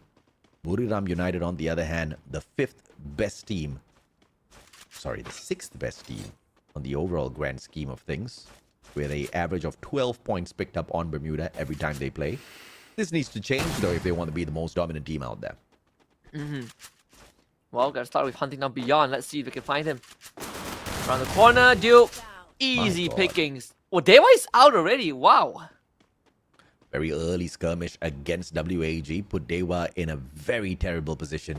Faiz squad, though. Ghost didn't see that one coming. Faiz dropped, got an easy one out. 6 eliminations, 3 players on that constant revives. Paid this time the reviver of the squad. Homebois is finally showing their fangs. Wow, 6 eliminations. That is what? That puts you in the 7th spot in terms of placements already. At least the amount of points that you would get. But holy cow, Homebois, after a wipe onto Heavy, they find 2 more pickoffs. Let's see if they can continue that momentum. 10 full squads now out there on the battlefield. Homer gets a tag onto Zen. So it looks like Todak's going to lose another player. 2 players driving straight on up. Car crashes into the tree. Then on the other hand, M1014 couldn't really get a shot off. Even if he did get that one though, no elimination would be possible, as it's a 2v1 setup by PE Esports. Very smartly played. Todak scattered all around on that revival as well, so a little unfortunate with that play. But a revival within the first 3 circles is a no-brainer. Super easy. Todak should be able to bring him back. See, well, Todak himself being hanging on by the Rimnam village right now. It's just scattered. Am I right in the Homebois though? Oh no, the they're worst going on a hunt. possible thing. Let's go, Homebois. Yeah, pick them off. Get some extra points. Come on. Do it. Did you mean that as a pun? Go home, boys. Like go home. Go. It has been used in other competitive titles as well. This is not the first one. But I'll tell you, this is the one that it is most relevant. I mean, keep playing like this, they're definitely going home. No key, tagged up. Ay, nowhere to run, sir. Out in the open, PE Sports chipping in as well. Todak thought they were skirming up against Homebois, and the Vietnamese squad just dropping by to pick up a couple of points. Traps, jumps into the water. Not worried about those crocodiles. PE Sports more dangerous at this point. Yeah, how did PE Sports even get here? I honestly thought that PE Sports would, be playing for the circle, but they also went out on a hunting trip. What? Even with the motorbike, they just want traps gone. Oh boy, that's elimination number 6, and Todak getting completely pummeled. Easy revival for Zen. Nothing much to worry about. We've got the money to get it done. So good looting at the start, but attack all around now, looking for the boys who are about to be sent home. And they aim for the right one. Butterfly out in the air, and he manages to jump away to safety. But look at this, they see the trajectory. Here goes Jump God for the chase. Butterfly, oh my lord, had the advantage, but couldn't do anything with it. I mean, Jump God was so precise with that spray control. This man is built different. Well, they got the job done. Might as well take over this area. They got a scan. They think it's Homebois, but it's WAG. And WAG, on the other hand, also have this 3-to-1 split. Both teams have a good chance of trading 1-for-1. Foki, I try to hold on though. The teleporter is a bit far away. Dolphin finds the collection. Mag 7, beautiful spray right up close and personal. But Jump God finds Ghost. Takes him out of the equation. Now this is going to be a sticky situation for them to deal with RRQ. Indonesians once again finding the Malaysians. Zen with the tag. Homer sent the way of Duds. Straight through the glue wall. M82B. And the finisher from Legolas. Easy point for RRQ. Very straightforward. And the reviver again. Zen is back. Felt like he never left. Todak saw the strategy and we were like, wait a minute. We can get the spotlight through revivals? Let's try it too. Kind of sad if you think about it.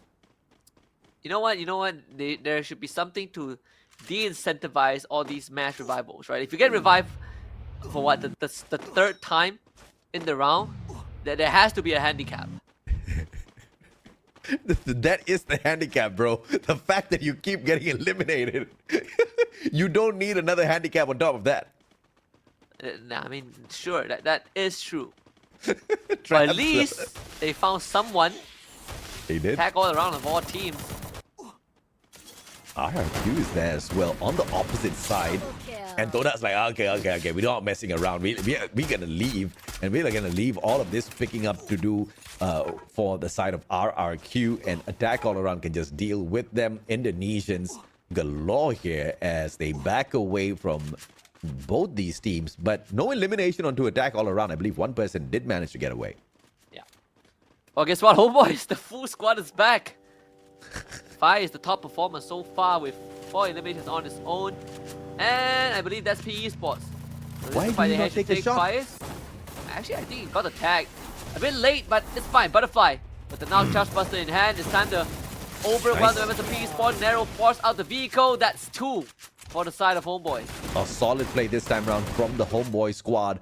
8 eliminations in hand. PE Esports about to be toasted. Far East missing another opportunity, but the Tatsuya burst is there for him. Switches out his weapon. Bison in hand. Don't Cry gets tagged up, but a fantastic blue wall erected just to protect himself. Mercy down on the ground. Raided out by Don't Cry. No. Butterfly found as well. Homeboys, a good start to this engagement against PE Esports. They shouldn't be able to get defeated in this way. They are outnumbering PE Esports, but the gunfights, they're too solid out of Vietnam. Yeah, just again losing in terms of gunfights. Even with the numbers advantage, they could not pull it together.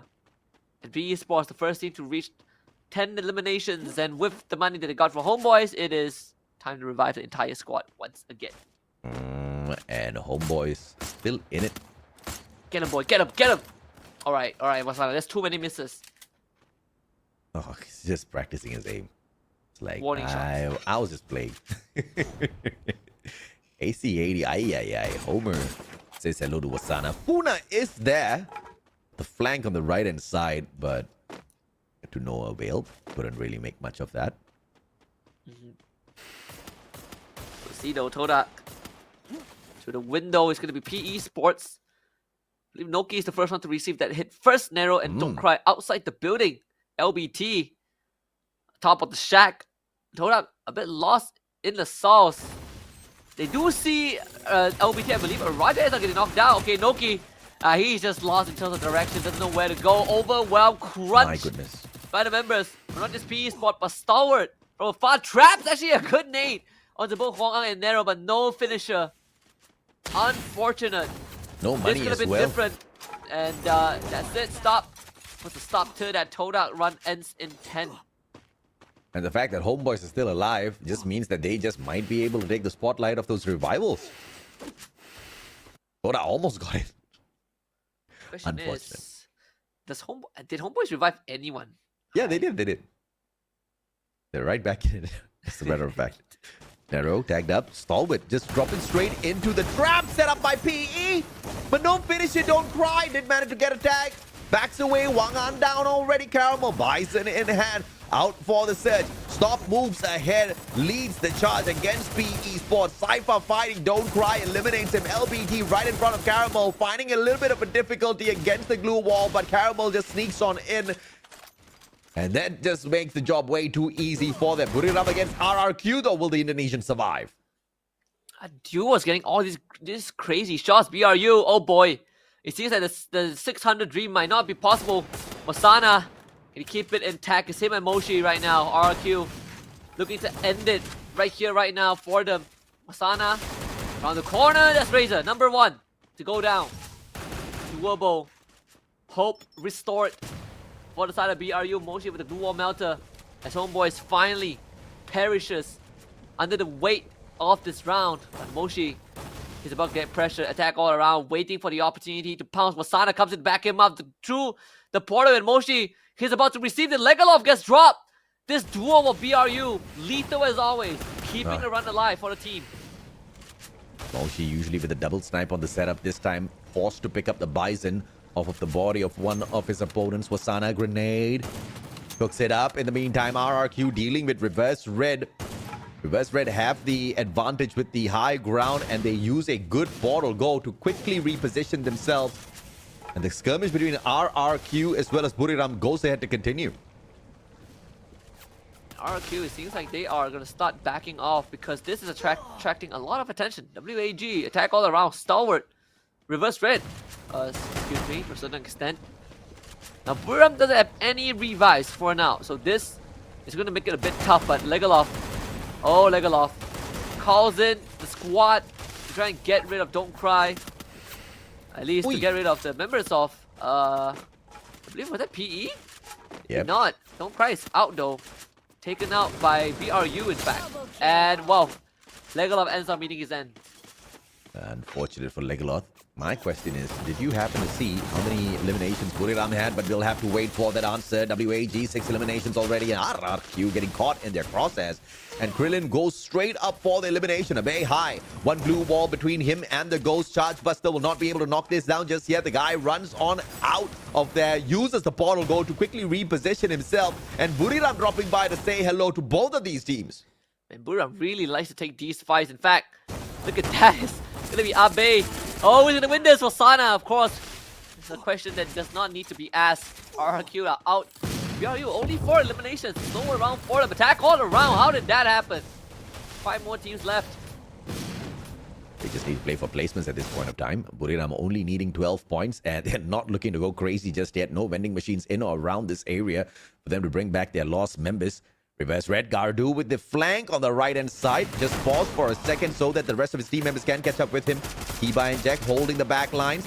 Nameless, all focusing on the players on the backstab. But Buriram out in the 5th spot. Yes, 600 points. Not going to be a reality today. Unfortunate. Onyx Olympus getting swarmed by the members of Reverse Red. Nameless with Kiba on the list. As Gary tries to at least salvage something. It might be possible. He finally goes down. It's Gardu to keep this alive. Saming and Diamond in the circle, and Gardu, unfortunately, not that lucky. Perishes to the blue. Onyx Olympus came so close. Outdone by the circumstances. Stalwart actually falls before Onyx Olympus. Now it's down to WAG again. Oh Bermuda, yeah, boy. The playing field is them against Reverse Red, but Reverse Red doesn't even have the numbers to deal with WAG.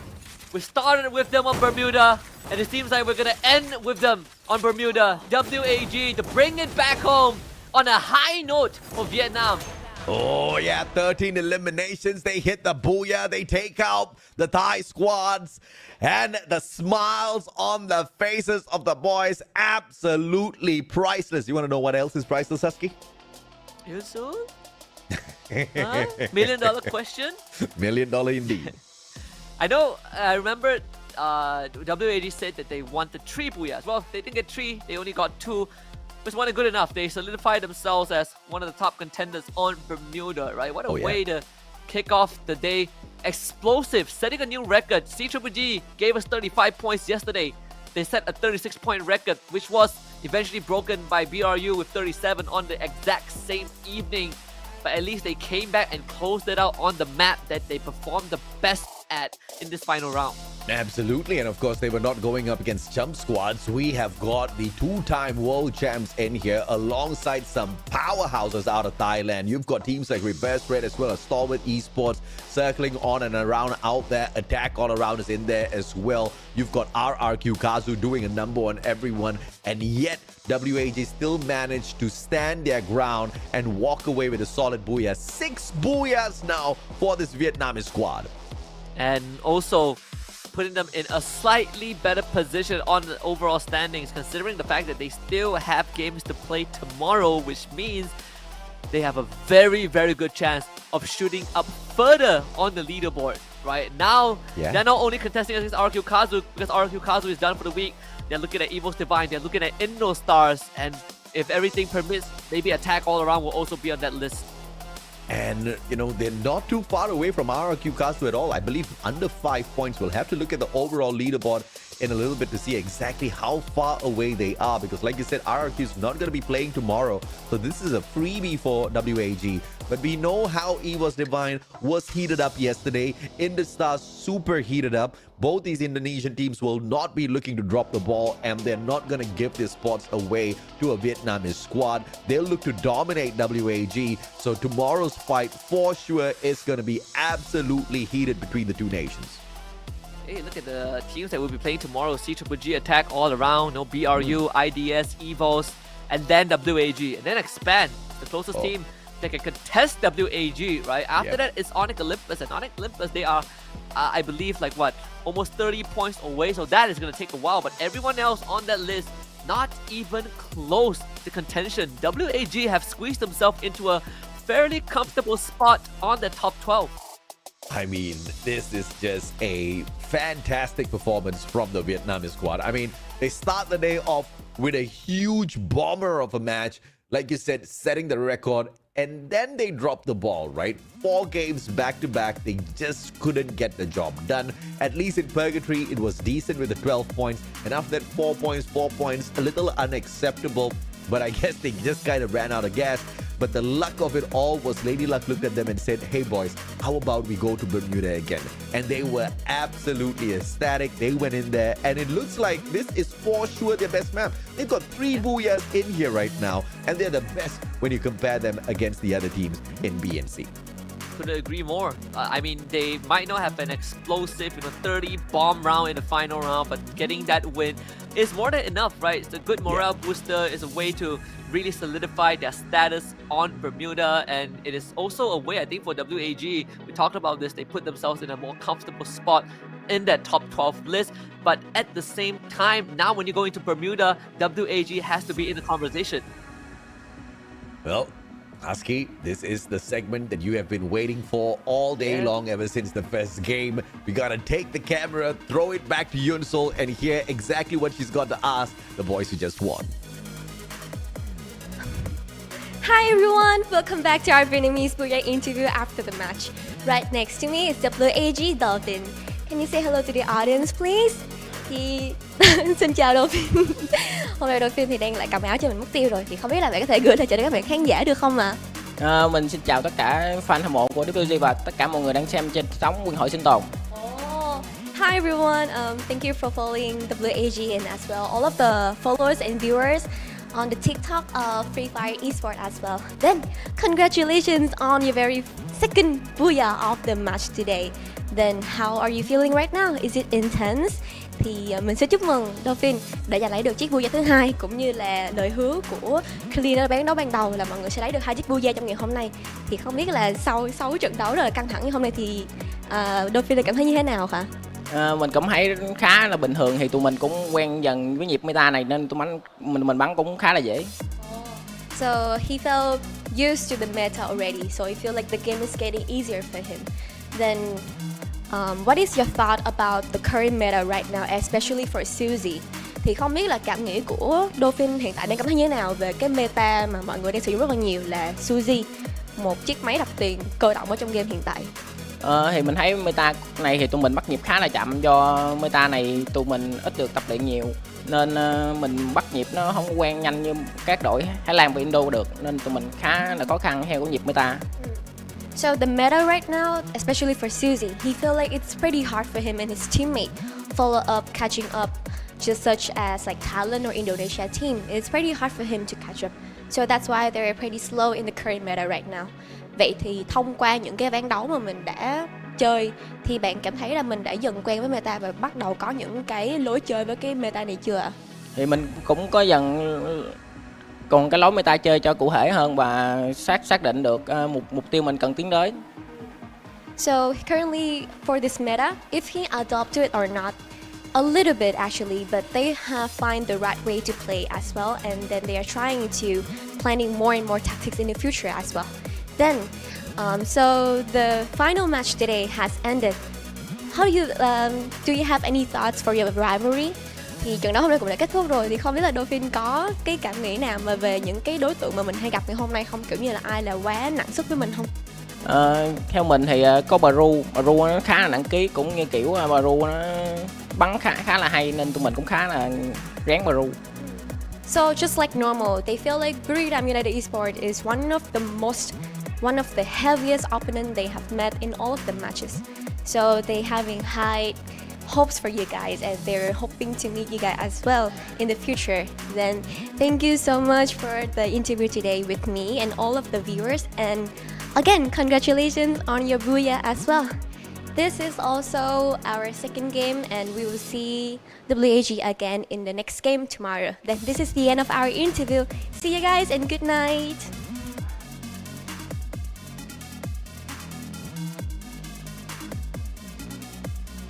Husky just melted. What? No. That's besides the point. What I wanted to say. You're not denying it. He said it's besides the point. It's besides the point. What I wanted to say was, VRU still getting the spotlight, right? Being played whole match. Yeah.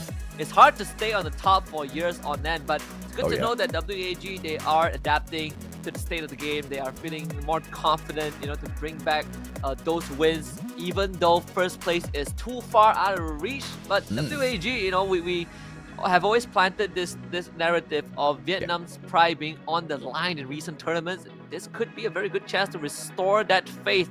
And who would have thought that WAG is going to be their representative?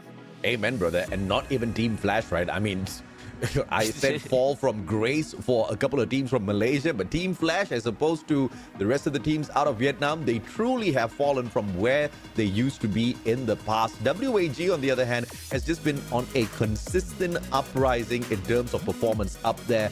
And as long as they stay in it, making it to the grand finals on the final week of May is not going to be an impossible task for them, right? Ghost obviously with the MVP this time round. His main character used Homer, 5 eliminations, 3 assists. Not very fancy on the damage, but the job was done right. This is just enough for them to keep that pressure onto teams like RRQ Kazu, EVOS Divine, as well as Indostars. It was Krillin who stepped up in the very first game, and we ended it with the Ghost, right? Who has always been sort of in the background. You know, he is providing the support alongside Cyrus, but never really able to pull it through in a complete team fight. And this game, he really did put in the numbers and putting himself on the leaderboard of elimination leaders alongside Don't Cry and LBT, all having 5 each. Faiz getting 4, and Wasana himself getting 4 before BRU got wiped out. I do have a question though. Why was Dolphin holding Yunsul's jacket? That is a question that I have been pondering the answer to. I have no idea. I wish I knew. You wish you knew. Vietnam just pulling in the elimination leader spotlight here. Top 3 players, Don't Cry, LBT, as well as the Ghost. Of course, from different teams, but it doesn't matter. The nation is proud, even for the key player statistics as well. This time, Zen takes the spotlight, but he's not gotten it for the most revivals. He got revived 3 times. Someone from production knows what's up. Right? Most revivals, too overrated. Let's see who gets revived the most, right? We talk about the handicap, and I think someone was listening in and they were like, I think it was Zen. Not the proudest award to receive, but you know, an award is an award. You can sleep on that. Technically, he's not a key player. It was a key burden, but we will talk about that later. Weapons here, Charge Buster, 14 eliminations in the hands of this gun. I mean, you know, Charge Buster fans are going to be absolutely elated. Obviously, the gun never really left the scene, but it's just not the one that is abused most out there because of the supremacy of the Drogon, as well as the recent uprising of the Bison. So it's a good one. It's a refreshing one this time for the top 3 weapons. Yeah, very refreshing. I think, you know, we don't have the long-range weapons, at least not on top of the list, but the game standing, WAG with 25 points, still very, very admirable, followed by PE with 15. This time BRU, they only got 10, so close to the 600 mark, but falling very, very short at the end. I mean, look at us expecting them to hit the 600 and then being disappointed that they got 10 and not 12, right? They are still clean 66 points at the very top of the leaderboard, and they have 6 more games to play as opposed to the team that is 66 points behind them. That's nothing short of insane. So by the end of tomorrow, there's a high probability that Reverse Red would be more than 120 points behind Buriram United Esports, and that's ridiculous. That is, I don't even know how you would put that into words. CGGG plays with Buriram tomorrow, but they are already 90 points behind them. How do you catch a team like Buriram, Husky? You just don't, right? You catch up to the teams that is closer to you, that's in your line of sight. BRU about to hit 700 by the end of tomorrow at this point. It's very possible. It's just 102 points, no big deal. They always break these records. We have seen teams that hit more than 100 points in a single day when group stages are only 3 days instead of 6 weeks. So who's to say that BRU cannot make it happen tomorrow? CGGG got a lot of heavy lifting to do though if they want to be in second and be in a solid second place to say the least. And of course, today, Buriram had a fantastic day, clocking in a total of 127 points. So tomorrow, clocking in 100 shouldn't be too insane.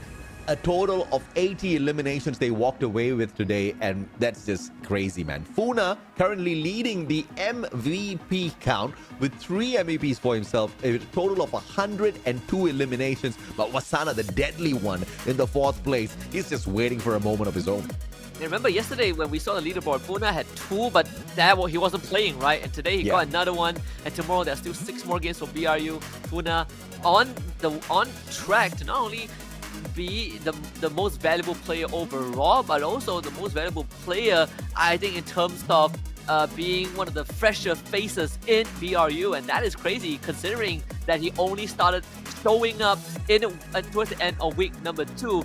But that's the end of the show. It's me, Aski, alongside Pistachio AJ. We got one more day tomorrow before the long break, and we'll see you same time on Sunday.